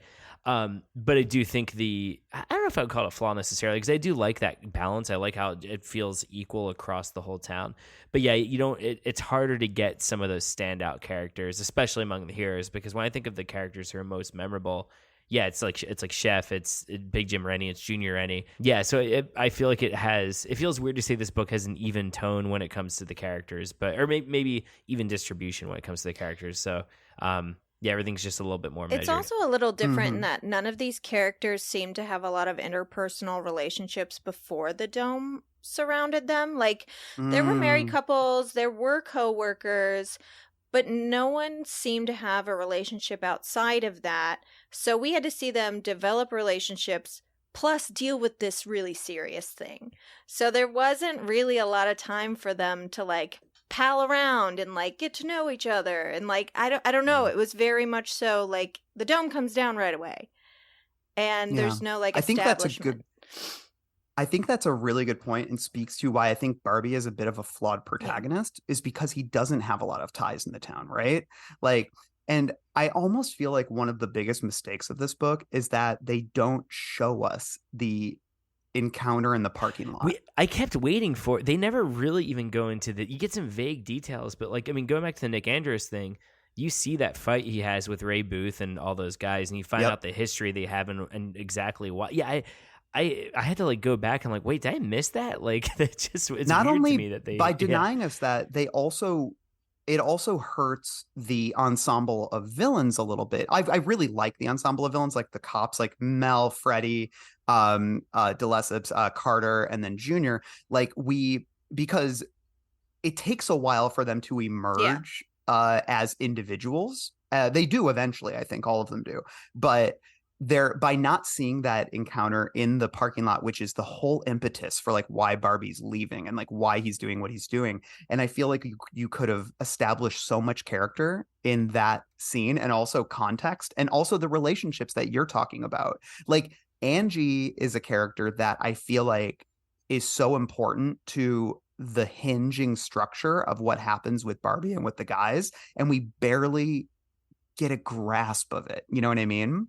We learn a little bit. We learn the kind of basics of what happened between them, but there is something. It's like there was a beat before the action that I feel like we needed that would really help set some of that up. But I also just want to say the relationships thing is really strong to me too, because the idea that, like, since Barbie is a newcomer, there is this I think benefit of watching him sort of endear himself to the town, which I think is a good character building thing, but it does make him feel unmoored, and it makes the worship of him amongst everybody in town a little bit less believable. It helps when the president writes a letter for him.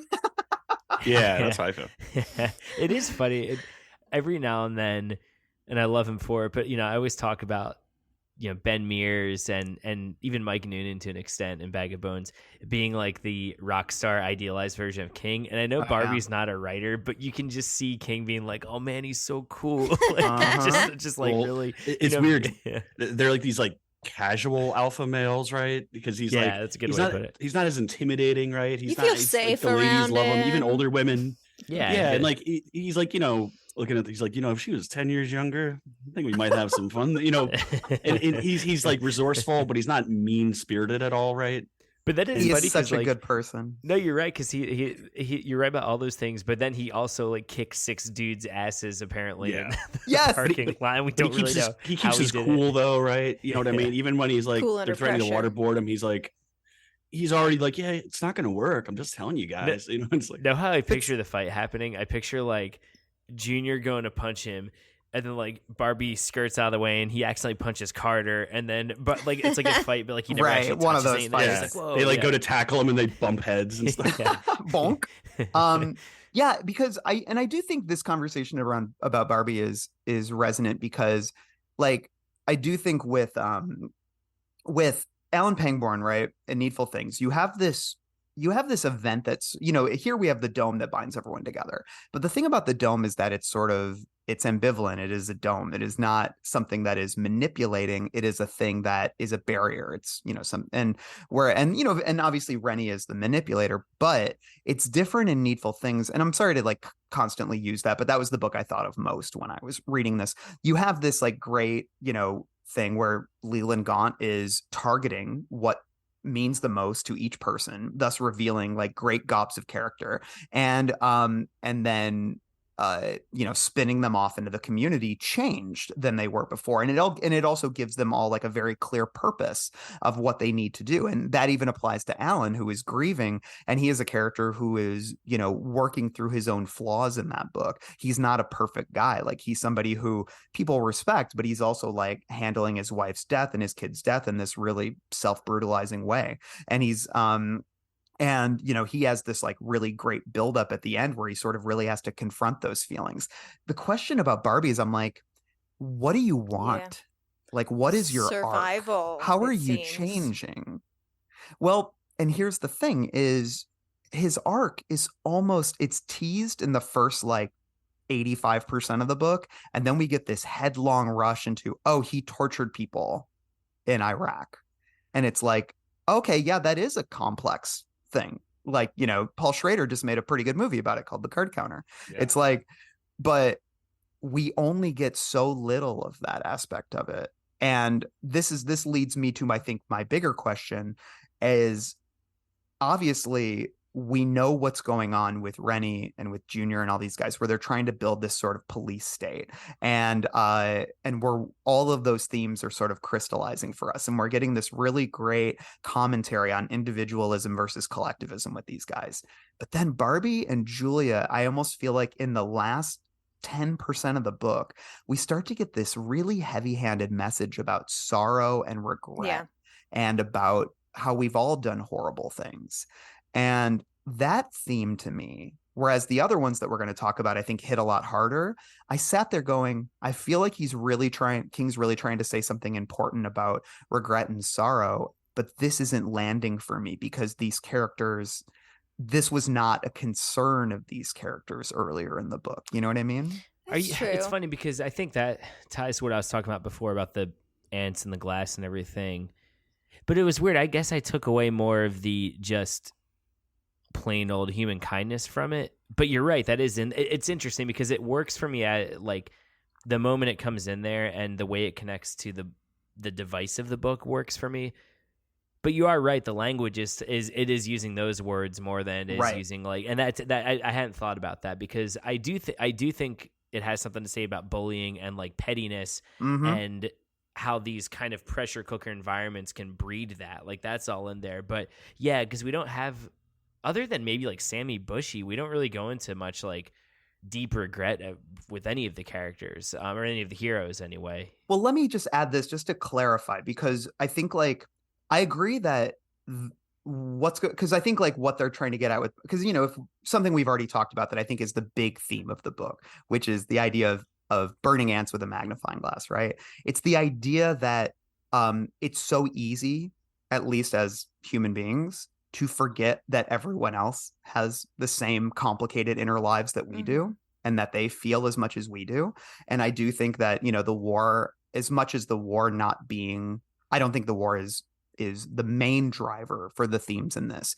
But I do think one of the things King is getting at, and this is told through Barbie's story, is the idea of like treating these people from another country and looking at them like they're not human, right? Which is so easy to do when all you're doing is watching the war unfold on TV or hearing what the pundits are saying. You're forgetting that there are people on the other side of that. I think that's something that King is really hammering home here. And I think he does a really effective job with Barbie and with Julia of showing how Barbie, obviously, like, he forgot that this guy was a person, the guy that they were torturing for a while. So he's guilty of it as well. And Julia, it has the sort of opposite experience where she was really bullied. And the only grace she found was this moment of pity, this moment of mercy from someone who could have just made it worse, and someone who was bullying her, who did it absently, you know, who didn't even do it out of kindness, but just did it out of, oh God, you're pathetic. You know what I mean? Which, and I want to talk about that aspect a little bit more later too, but so I think that those storylines impact the broader themes of the book, but it's like as character arcs, they feel tacked on. Definitely. But yeah, I have another question here. Like, King calls this book a pedal to the metal kind of story.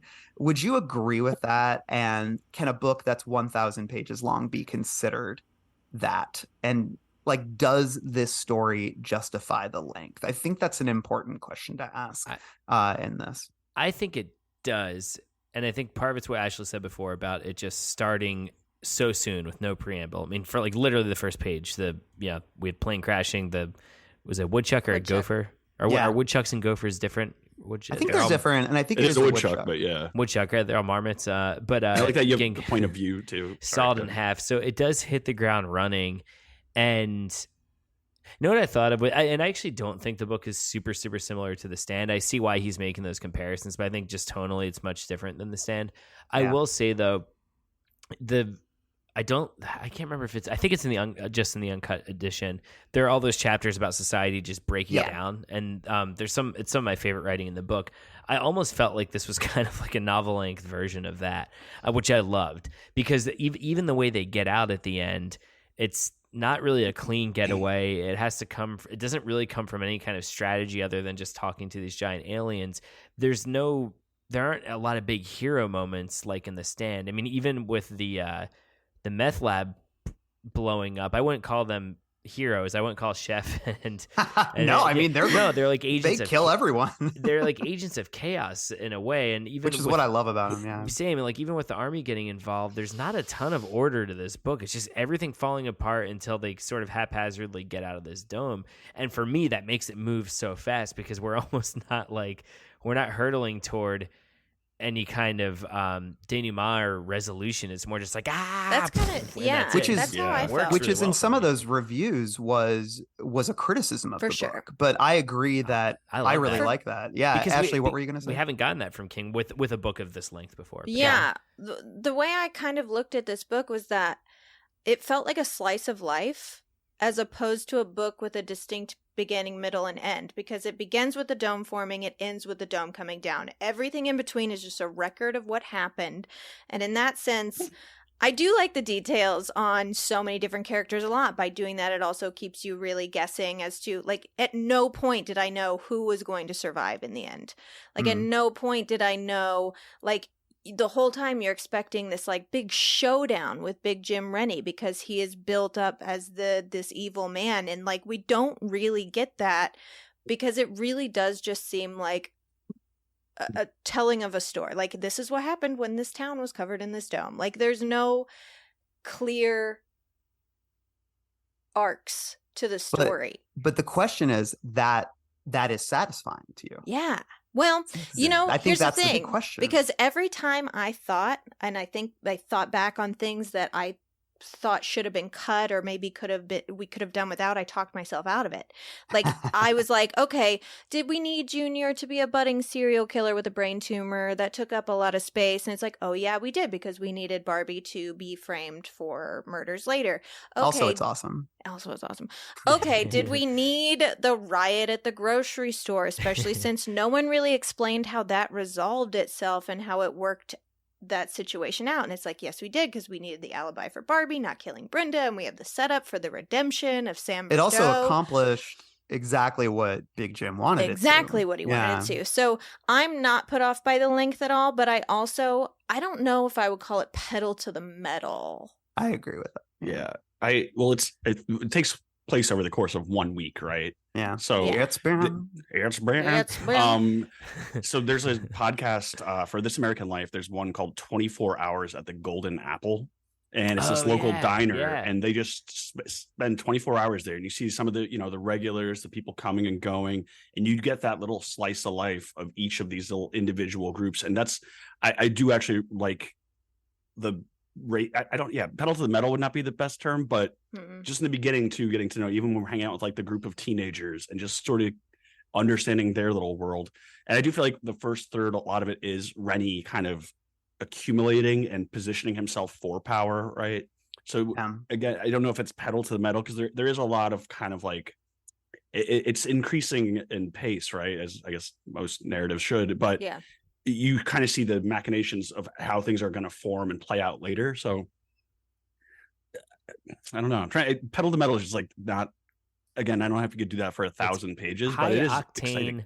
White knuckle roller coaster. I mean, I bought the whole seat, but I only need the edge. I think. Yeah, go ahead. Well, I was just gonna say too. I think part of why it feels like an outlier in a good way is because of that chaos, and because the scope is almost small and petty if you think about it, even though because like Salem's Lot, it's a small town, right? But there's the threat of vampirism spreading everywhere, and then it gets tied to the Dark Tower eventually, and it's much more of this global, world traversing kind of thing.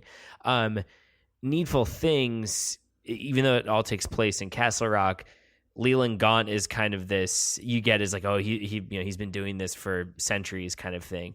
But I think because this has a dome and they literally can't get out of it, and it becomes so focused on shitty ass small town politics, like literally, like with like town selectmen and used car lots and all this shit. Like it almost just feels like garbage, right? Yeah. And so, and if it's a novel about garbage and dealing with garbage and people fighting over garbage, I don't need that tidiness. I don't need that scope. I think it's fine for it to just to be this big old jumbled ball inside this biosphere. I love that. I can't think of another book this long, King or otherwise, where that just feels so petty in many ways, and that makes it feel unique to me. It's like it's almost like I remember when I first moved to Chicago. I'm not joking. Like I took a cab from the airport, and I was telling the guy like I was moving here, and he was like, "You know what? This is a big city with a small town heart," or something like that, which I thought was so funny. And it's kind of like it's sort of like the inverse of that, I guess. Like it's like a big book with a short stories heart or something like that. If that makes any sense. Yeah, I wrote that down too. It's like I almost love this book the most when I feel like I'm watching like a little short story or something. Like I think about the Ollie Dinsmore stuff, which is so fucking sad and beautiful. So sad. Like those sections. And then the Sammy Bushy section, like after she is assaulted, when she kind of has this odyssey throughout the town where she goes to the hitches a ride with a guy drinking beer. That is one of I think that's my favorite scene in the book. I'm going to talk about it more when we get into our sections, but that to me is such a beautiful little scene. And then when she goes to the house where they used to deal drugs, and because there's a gun there, and she goes there to get the gun, and she just has that small memory of her and Phil being there selling drugs and being treated like people, like just being like having like a nice interaction. And it is such a simple, beautiful memory that completely gives Chef all the backstory that I need for him. You know what I mean? Like he's so far gone on drugs and on religious mania and all this other stuff by the time we meet him.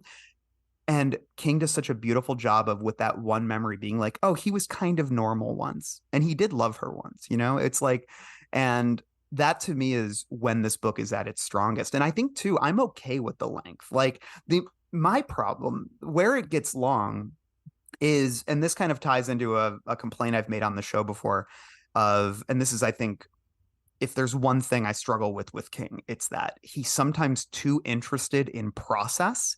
And by that, I mean, I think of the scene in The Talisman where Jack needs to get on a raft to go around the side of the hotel or something at the end of the book. And it goes on for like 30 pages. I am exaggerating, but it goes on for so long. And it's just this this is how hard it is for him to get on this raft and get in the water and get around. And I get it. Like this is a journey and it's hard, but think about the end of this book when they have to get to the box and they have to suck in air from the tires.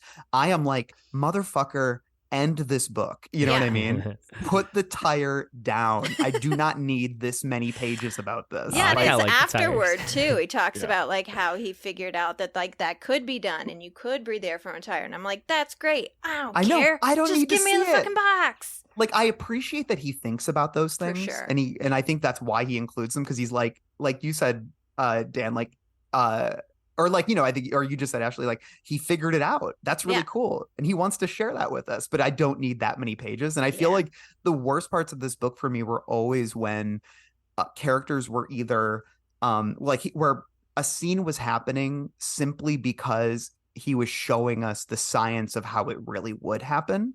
And I don't know if I need that, or I can have it in a much tighter kind of especially way. in the place that it was, because in the very beginning of the book, you spend a lot of time in the first like hour of the dome coming down. You see what everyone's doing, you see how everyone reacts to it, you see all these different, and because I've read a lot of people saying that they just couldn't get into it, and it does take a long time before we move on from this dome coming down.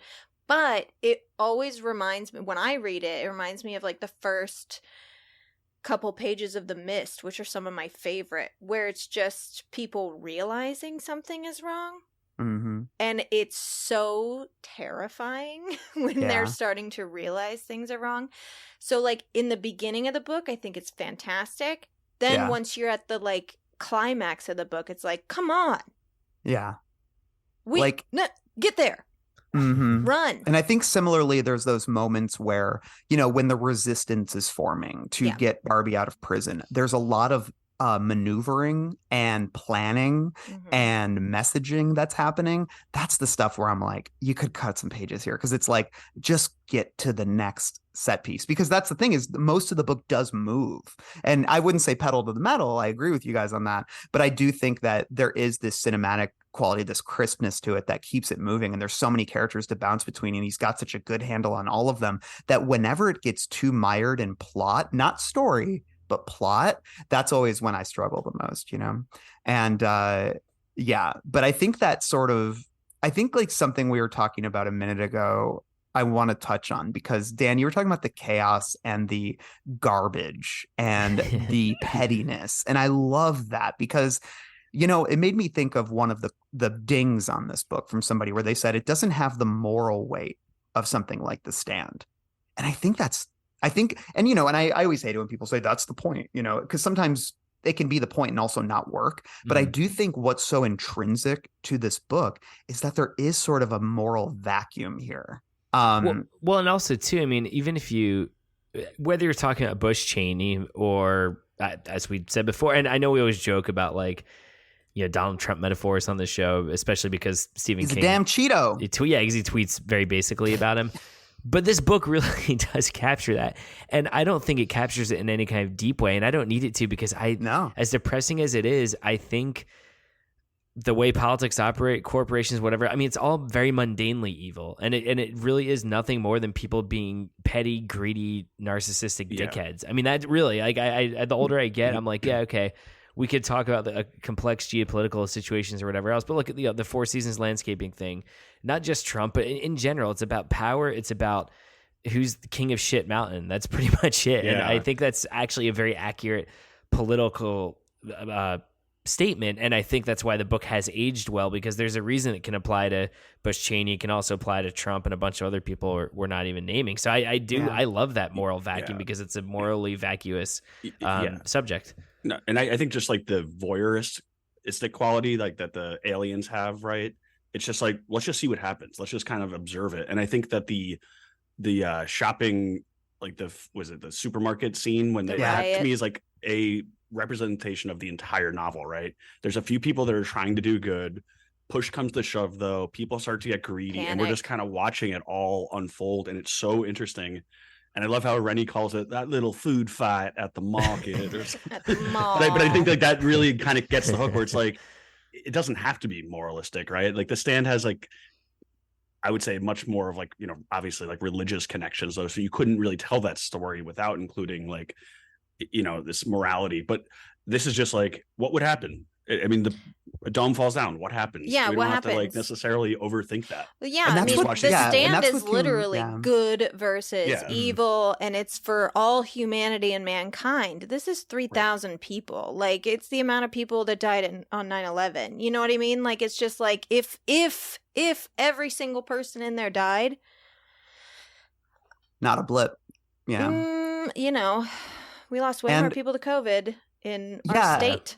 You know? And I think everything you guys are saying is fascinating and so true. And because I think a lot about like he called The Stand like up, I can't remember, like an odyssey of dark Christianity or something like that.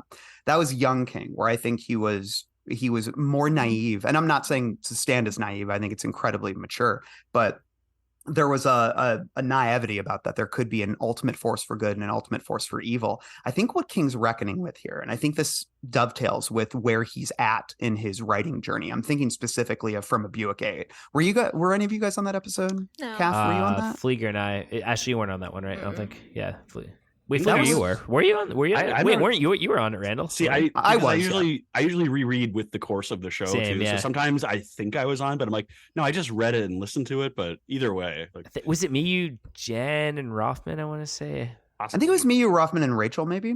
But Yes, yeah, because Rachel's a car expert. I remember Right. we were talking. oh, about that. right, yes. But that Yeah. book was a lot, I think one of the things we talked about in that was sort of post 9/11 nihilism and something Yeah. that he was reckoning with in that larger sense. And obviously I think about desperation, which we talked a lot about God and King's views of God in there, and this sort of relentless, resuscitation about God being cruel.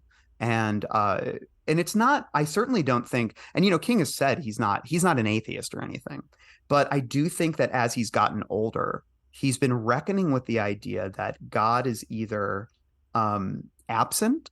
I think he looks around at the world and he says, I don't see God here anymore. Or if I ever did, I think like we change as much as people, and whatever it was that we used to attribute to God and how we saw it manifest in the world inevitably changes. But I think that you guys talked about the banality of evil to some degree, which I know is a phrase that was tossed around a lot during the Bush years. You do start to struggle, much like Piper, the pastor does in this book, where she basically prays to a God that she says is not there. Basically, she calls it, "Hey, not there," I believe, something like that. And that to me I'm like, that's kind of one of the skeleton keys for this book, I think, because I think that's King saying bad things happen and we don't know why, and there's no good reason why these things happen. It is just idiocy and competency that culminate and result in this sort of thing. Yeah. And that is something that I think resonates throughout so many, different moments in this book. I mean, the fact that what's doing this to them are a bunch of intergalactic children who are essentially like clapping and laughing at these things and have no concept that the people that they have trapped under this dome are suffering because or like, have in the consciousness. Exactly. Yeah. And the fact that it sometimes is like, there's something so sad about basically where King lands in this. And I don't think this, because I have this question about this book being optimistic or pessimistic. Like, is the book's view of humanity optimistic or pessimistic? I don't think it's one or the other. I think it leans pessimistic. Yeah. Because I think it leans pessimistic. He's really emphasizing, because I think a lot about individualism versus collectivism. I mean, there's a reason that Jim Rennie dies alone, surrounded by the ghosts of the people that he's killed, choking. It's almost to like death. In a the cartoon. I love how many like almost cartoonish sequences there are in this. 'Cause I love like it's almost like Looney Tunes or something. Like It seeing is. Ghosts. He's like bonking his head on everything. Yeah.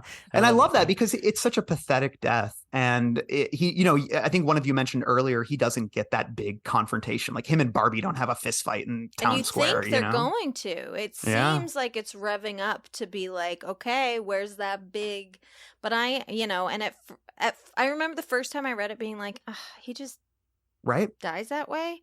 But now I I'm felt that way like, that's too. how he deserves to die. He doesn't deserve to go out with a bang. He deserves Because to when go out you- with a I did want whimper the in the dark. big fist fight though at the end. Yeah, I did but Rennie kind of has want like that has a cane that pulls a sword out of it. This one's for you, Bobby. Like, I mean, and even I've been even waiting Junior, for you, Bobby. like Junior's death is a little bit more explosive, but still not what you think it's going to be. It's still pathetic. Definitely. It's yeah. very pathetic, and it's weird too because Junior almost is on the fringe kind of the entire time. Like Carter actually becomes more of what you think Junior's going to be. Absolutely. He's this Yeah. liability. He's just kind of this creep in the shadows, which once again I love. I kind of, because you mentioned the word chaos, and there are so many chaos agents in this book. Yeah.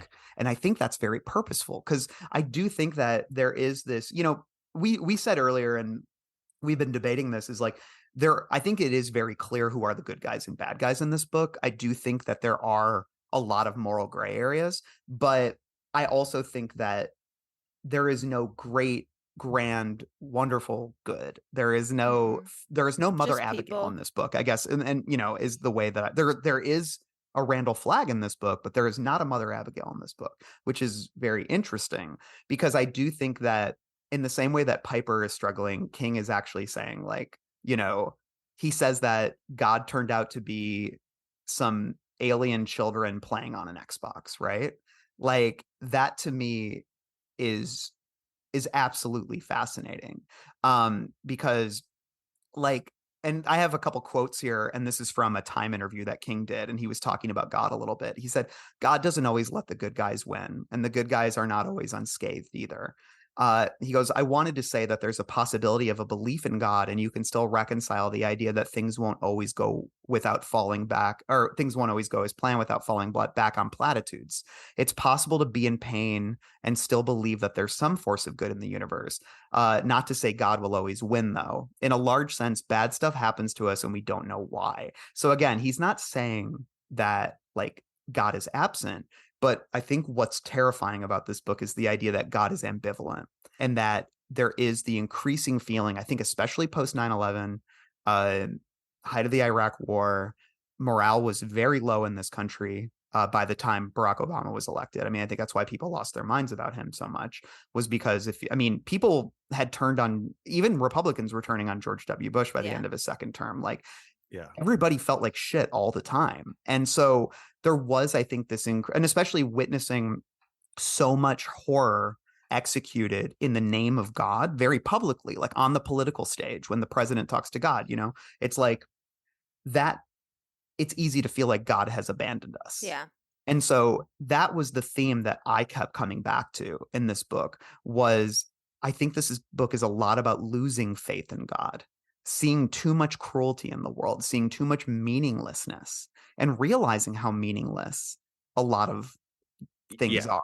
And I think it if you think of, like, the dome as representing, like, the planet Earth, in a way, God is just kind of looking at this petri dish, right? Yeah. And he's just sort of like, wow, I wonder what that will be like. And it's not, I hate to say, like, pessimistic or optimistic even. It's more just, like, neutral to me, of, like, this is just what we're observing. It's the way the aliens are observing. It's what God does, where maybe he doesn't play an active role or intervene, but just sort of, like, observes and watches, if that makes any sense. Yeah. Yeah. Well, even if you take it at, like, completely surface level, you don't take any of the religious connotations, and you just take it as aliens did this thing and this is why. I mean, that's one of the most horrifying ideas of extraterrestrial life, is that they are a higher life form. They are a higher consciousness than us, and we are a bug to them. You know what I mean? We don't have more substance than, a cockroach, because we wouldn't be able to communicate with them in the way that they communicate. We are not sufficient in, like, the intelligence area. Like, we are savages to them. Like, to be looked at as just a creature that you can stomp on with your boot, that's a very scary thought. Yeah. And I sort of dabbled at this later, but I want to read this quote really quick, and then, because I think this sort of harkens to what I think is the very pessimistic sort of notion that I left the book with. This is Julia remembering. This is basically like when she's begging the aliens to let them go. She said, or it says, but mostly she is a little girl cowering on the splintery boards of the town common bandstand, a little girl who was punished for her innocent arrogance, a little girl who made the mistake of thinking she was big when she was small, that she mattered when she didn't, that the world cared when in reality the world is a huge dead locomotive with an engine but no headlight. And then she says, please let us live. And what the book is getting at least in that moment, and what saves them is like the only hope that we can ask for in a lot of situations is to ask for mercy and hope that someone takes it on us, you know? Yeah. And that's like that. And that's what I love about the anticlimax of this book, even though I think it's wildly thrilling, is that, you know, the only thing that saves them in the end, since it's also arbitrary, is, you know, because they beg to get out, and that's what does it. But what kept them alive to get to that point was them helping each other. And I know this is where it gets like very simple, the whole idea of like, we're stronger together, right? But there's a reason that Jim Rennie dies alone, because when you pursue self-interest, you die alone. You know, you will be alone in the end. And the only reason that the people are able to, and I feel like that's why the book drags on as much as it does, and that's not a criticism. Our characters sit there for like 2 days breathing in the scant air that the fans can give them through the dome, and they do it because they're being helped by the people on the other side. And then Ollie and Sergeant Ames are the real sort of distillation of this, which is that Ollie probably would have died if this guy hadn't been there to help him and help keep him alive through all of this. And because that is all that will save us in the end. But even then, I mean, there's the cruelty of God, right? Which is what King was talking about, because how many people die just during that day when they're trying to breathe the air, waiting for the dome to go away. Like children, like Benny Drake dies, like Aiden Appleton dies. Like these are 8-year-old children, and they just die. And there's so little ceremony about it. And I think that's really purposeful, but I think that's part of why people look at this as an ending that doesn't work, when I think it really does. Well, and also too, it's, especially talking about optimism versus pessimism, whatever else, they don't really defeat the aliens. They don't kill them or anything. Exactly. They could get out, and there's the chance that aliens could do this again to them, which I also like, because there's no like actual victory really. It's more of a plea, and the big foot in the sky says, okay, cool, I'll let you live for now, and that's great. I mean, I can't really think of a lot of other King books that end like that. Do you guys think that, because I feel like I heard a lot about the ending of this book when it came out and people not enjoying it. Do you think that's still the case? I haven't really read any contemporary look backs or reviews of it. Like, I don't know, I'll be curious to see once we drop this episode to see if people have different especially feelings. I've always thought this book is like ushering in like a new era of King as well. Like this feels, I've always associated this with like 1122. Yeah. I think of these books very similar, of like, wow, he's this part of his career and he's kind of pushing things in a new direction. That's some of my favorite work of his, in fact. But yeah, I would imagine this holds up. I think the show might have left a taste in people's mouth that was a little bitter, because I did try to watch it. I've never watched it. Don't they? They explain the aliens a lot in the show, don't they? Eventually, I think they go a completely different direction in the show. Yeah, I think they go a different direction. I know people love the first season, but I remember the vibe was, it got like unwatchable by the end. Yeah, but I think people too, like, they're like, oh, dome falls, I kind of get it, and maybe write it off. Whereas in the book, it's so interesting to see these little details of these people's lives, and also seeing how it, I mean, in a way, it's almost like reality TV for the aliens, right? And just like the viewers, the news channels are surrounding it, because people are just so excited and wanting to zoom in. And I think that speaks to sort of the was it the first iPhone came out in like 2008 or something? Mm-hmm. Yeah, it's around this time. Right when like that's considered like the shift in tech for, now we have Wi-Fi, fucking high-end phones everywhere. And people do like TikTok lives where you can watch them sleep. And it's like, and they have thousands and thousands of people watching them. And it's just like, what the fuck is happening? So it's like, it's not. Oh, go on. Oh, so I was just going to say, it's like, Survivor, some of these early reality TV shows were kicking in. But I think King really does predict a lot of what, we have now with like you were saying, like people, you can watch people sleep. And it's just the idea of like, why don't we just observe and, maybe introduce some chaos, but let's just see what happens. And that seems to be like, there's voyeuristic quality that he's really nailing. And Randall can attest, watching trash TV, like the more pain and suffering on these reality TV shows, the more entertaining they are. Like when there is crying and there is cheating and there are these scandals, like you thrive on it. And like when you actually take a step back and look at it, you're like, well, that's fucking sick. Like I'm disgusting. But at the same time, like, I don't know, pain sells. I mean, yeah, it's like, and I love that you brought up reality TV too. And King name dropped that in one of his earlier quotes too. And he was really obsessed, I think, with the general concept of reality TV. Yeah. He talked about Survivor all the time, which is why one of the many reasons I think he was obsessed with Lost was because he felt like Lost was the show he wanted to make. Because he started writing, or I don't know if he started, but he had an idea for a book about a Survivor type reality show where like everything went wrong. And then of course, blah, blah, blah. And he never wrote it, but I do think he was interested in the idea of this kind of rubbernecking. And because when we put ourselves in that place of viewer, it is easy to see the people on TV as creatures, separate, performers. Yeah. And I think he was also talking a lot about cable news because he is a voracious consumer of cable news, and he admits that readily. And obviously his obsession with Wolf Blitzer, as demonstrated here, shows that he was well deep in that when he wrote this book. But I do think he could always understand the idea that we are, and especially when you think about the war, we are consuming the war through the television, and he grew up, in an era where that was starting too. Like, I mean, in Vietnam, which was when he was going through his formative years. I think you were learning about the war through images and TV footage and stuff like that. And it was so easy based on the framing of the image that you were witnessing to say, okay, here's the good guys, here's the bad guys, here's who I care about, here's who I don't care about, here's the person who has a rich inner life, and here's the person that is an evil terrorist that's going to kill me. It's like, it is so easy to reduce people to stereotypes when you are watching that, and to strip them of humanity, to dehumanize them, to defang them.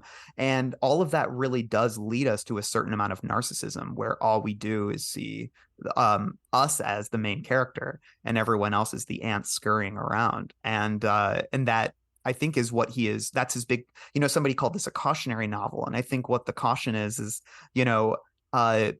make some fucking friends, man, because if you're trapped in a dome, the only way you're going to get out is together. And same with, I think it's a very simple, and he even has a quote about, he's like, don't forget that I'm a hippie or something like that. He's like, the most important lessons are the hardest to learn. He says, this is going to sound a little hippy dippy, but that's my generation. I was a hippie, all life is precious. So often we don't see that. We don't feel it. We feel it with what we love, but that's not seeing it whole. All life is precious. I don't think there's a more important lesson than that. And that runs throughout his work too, whether he's being optimistic or pessimistic. Cause I think even with, it is funny hearing you bring up From a Buick 8, and then we talked about the Dark Tower 7 earlier about these big bad villains dying these sort of insignificant deaths. Pathetic and deaths, now talking about this, it does seem to be this running post 9/11 theme in his work at this point, and post accident theme too. And but I will say, even within those seemingly more pessimism leaning books, I do think what you just read, Randall, is the big the big thesis simple throughout King's, or even Pet Sematary, which is his darkest book. I think it's that simple too, Yeah. It's like the Peter Pan quote, the "to live would be a really great adventure," where it's like, just life itself is really incredible that we have it. Like when you actually think about like what it took to get us here as living conscious creatures, it is like fantastical that we exist. And I think some people find fear in the idea that like God has abandoned us, or that we are alone, or that no one actually gives a shit about you. And then some people thrive in it. Some people are like, it's sort of like, as you age, for example, when you're younger, you really do think everyone's thinking about you, and everyone's thinking about what you're doing, what you look like, what you're wearing, what you blah blah blah. And then the reason we get more comfortable as we age is because we realize no one's fucking thinking about you, because they have their own jobs and their own family and their own hobbies and their own chores and their own, you know what I mean? So it's like that idea of like, you can find like that to be super scary, the fact that you're alone and no one's looking out for you. And then in other ways you can find like a comfort in that, and that like, we are just kind of flying through the universe on a rock. So just enjoy it, man. Well, I think to capitalize on what you're saying, because like I said, I think this book is about the fear of there being nothing out there, because and the arbitrary quality of cruelty, the banality of cruelty, all of those things. What he's essentially getting at, I think, is like, you can't rely on God to save you. You can't rely on the government to save you, because obviously, like, they fucking like Colonel Cox and his boys, the nuke failed, you know, they fucked it up. Like, they're not saving them. They have nothing. They're completely impotent standing out there. It's like, nobody can save you except for the people that you have surrounded yourself with, you know? And I think that's kind of, it is a very simple, straightforward message, but it really does boil down to individualism versus collectivism, and just the idea that if there is no God, if there is no presence out there, if our notion of God is what, like adolescent aliens playing Xbox, then you can't rely on that. You have to rely on people who exist, you know, around you. So there's this interesting thought experiment that we used to do back in school. It's kind of a famous game, but it's called the Cave Spelunkers. And the idea is basically like 5 or 6 guys go into a cave, and then it collapses in on them, right? And they decide, like, maybe we should eat one of us to survive. And they have like a walkie-talkie. So outside they have like a preacher, a philosopher, a judge, and they basically each give a recommendation of what you would do, because they're like, within this little space right here, right? Do you turn to God? What would God say? Do you turn to the government? But none of them can actually help you. And it represents all these different legal philosophies that get pushed into it. But that's just so much of what I see here. Especially, I think it's important to show that the government failed, right? Yeah. You keep thinking like, oh, they're going to come rescue me. And it's like, no, they just demonstrated that it's not going to. Just move on from that, because they're not going to help you. And I think that's a very scary thing. Not just the idea that like God is abandoned, but that government, everything, all these institutions that normally support and enrich your lives, you've now been shut off completely from them. And that we all experienced a little bit of that when COVID happened, and we were in it for 8 months, and then they were like, here's $1,200. And it's like, oh, I mean, you want to talk about thanks, incompetency, my rent is right? $1,200 a month. Are you fucking kidding me? Yeah. So that was a big realization that, like, oh, when shit hits the fan, before that I thought like, oh, well, we're in good hands. Like, something will happen. Right. They'll do something. And then it was like, no, well, here's $1,200 for 8 months. And it's like, oh, okay, no, they fucking won't. Like, you have to have your commune. Like, build your commune. That's what we're saying. Build your here. commune. Start your cult now. Before it's too late. I was going to say real quick, just because we're talking about the aliens enjoying us as reality TV. It's funny because that's a plot from South Park that predates Under the Dome. I'm sure King didn't rip that off either, but it was funny because you have Simpsons, then you have South Park, and then there's that South Park episode Simpsons did it. So I don't know, I think King's watching more cartoons. Whether he realizes it or not, he's plugged into the zeitgeist. Yeah. No, I think all this stuff is valid. And like the last thing I'll say is, I think one of the moments that resonated with me most, and this I think puts a little cap on everything that we're discussing, is I think one of the reasons that Andy and the chef's like friendship is so moving is not just because we get to see them like these two unlikely figures sort of bond. It's because both of them, they're finally realizing in these final moments that, I know that it sounds so cheesy, but it's like this was what they've been missing, is friendship, right? Like actual connection to somebody. And meth. Like, I think Andy, and meth. But it's like we're so desperate. I think we don't even realize how disconnected we become as people. And then when you have an actual real moment of connection with someone, it can be overwhelming. Like, I love when it says, tears were rolling down Andy's face, which he had neglected to shave on a weekday for the first time in over 20 years. This was great. This was, and then in all, like in italics, bonding, you know? And then he goes, my brother, you know? It's like, sometimes it is just about having dudes that you can dude out with. It's like, because I think sometimes we don't realize how lonely we can become. And because we operate, you know, like they say, I love the shaving detail too, because it's like he's been operating in one specific way for so many years, and you don't realize how disconnected you've become from your community and from the people around you, and just from like whatever it is that animated you in the first place. Yeah. And that's what I think is funny, is it happens in a drug trip, which I think is true for a lot of people. Yeah. Because I was going to say, like, it's a heightened version of those nights where you've had a little spilled to drink and you get into a really great conversation with someone that turns really deep, and then you go home like floating on a cloud. Like, I figured it all out. Like, everything seems so easy now. It's that, only it's meth. And so it's it's heightened. But yeah, it's that moment of like connecting with another person where you're like, oh my God, I don't always do this. Mm-hmm. This is nice. I have to ask you all, so when I was reading them together, Andy and Chef, I pictured, this guy's come up on the podcast before when we talked about the bikers in Black House.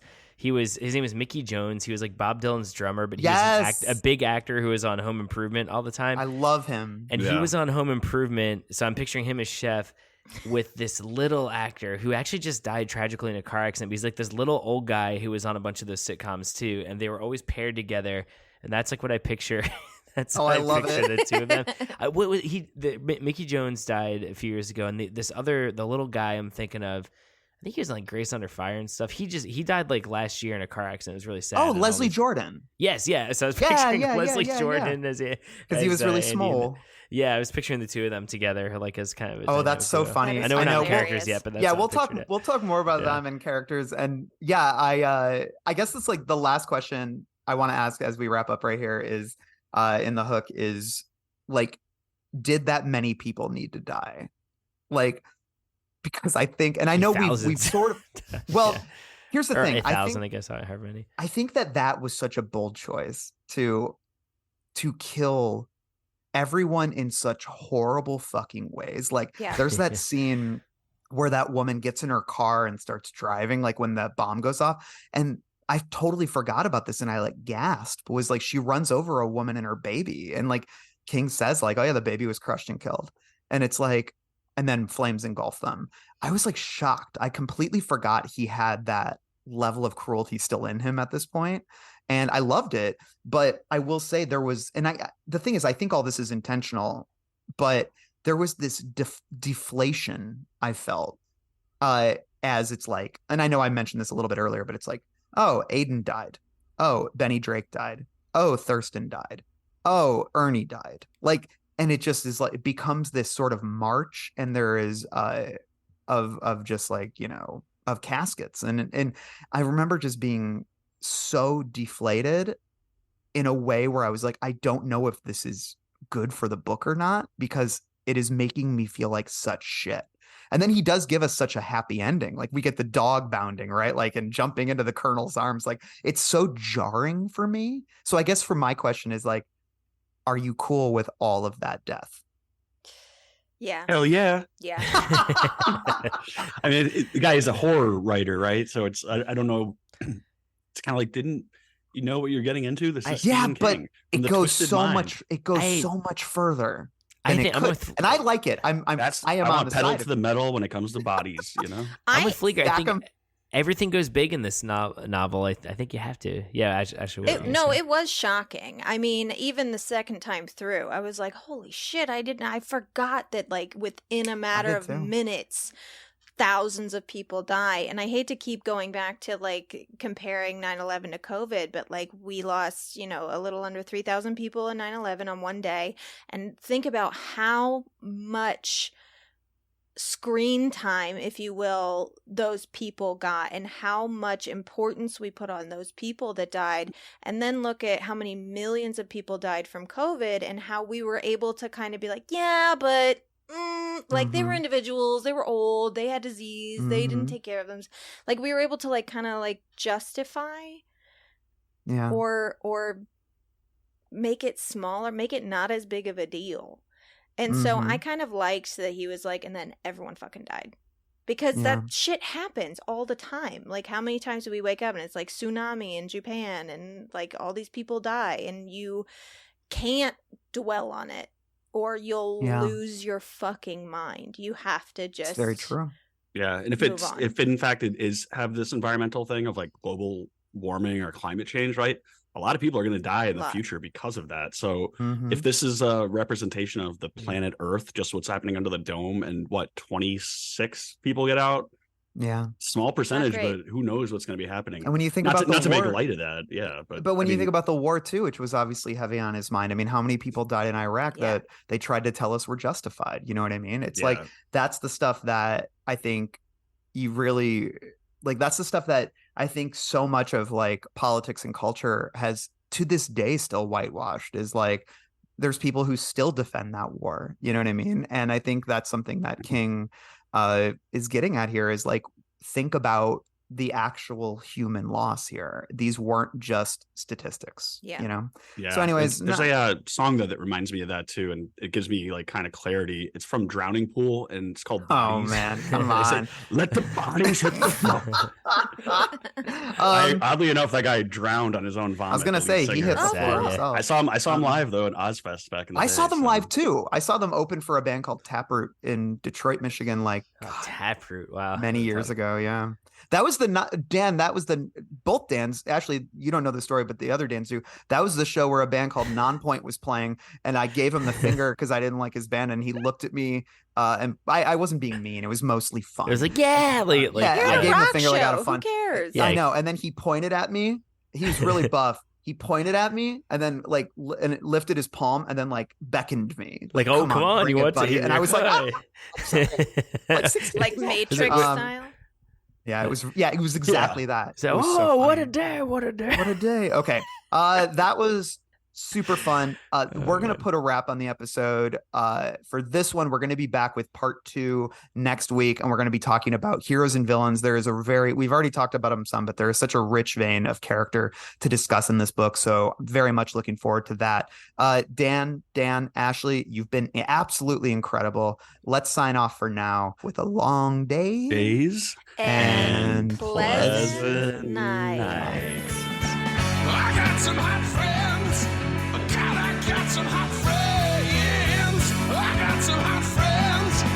God, I got some hot friends.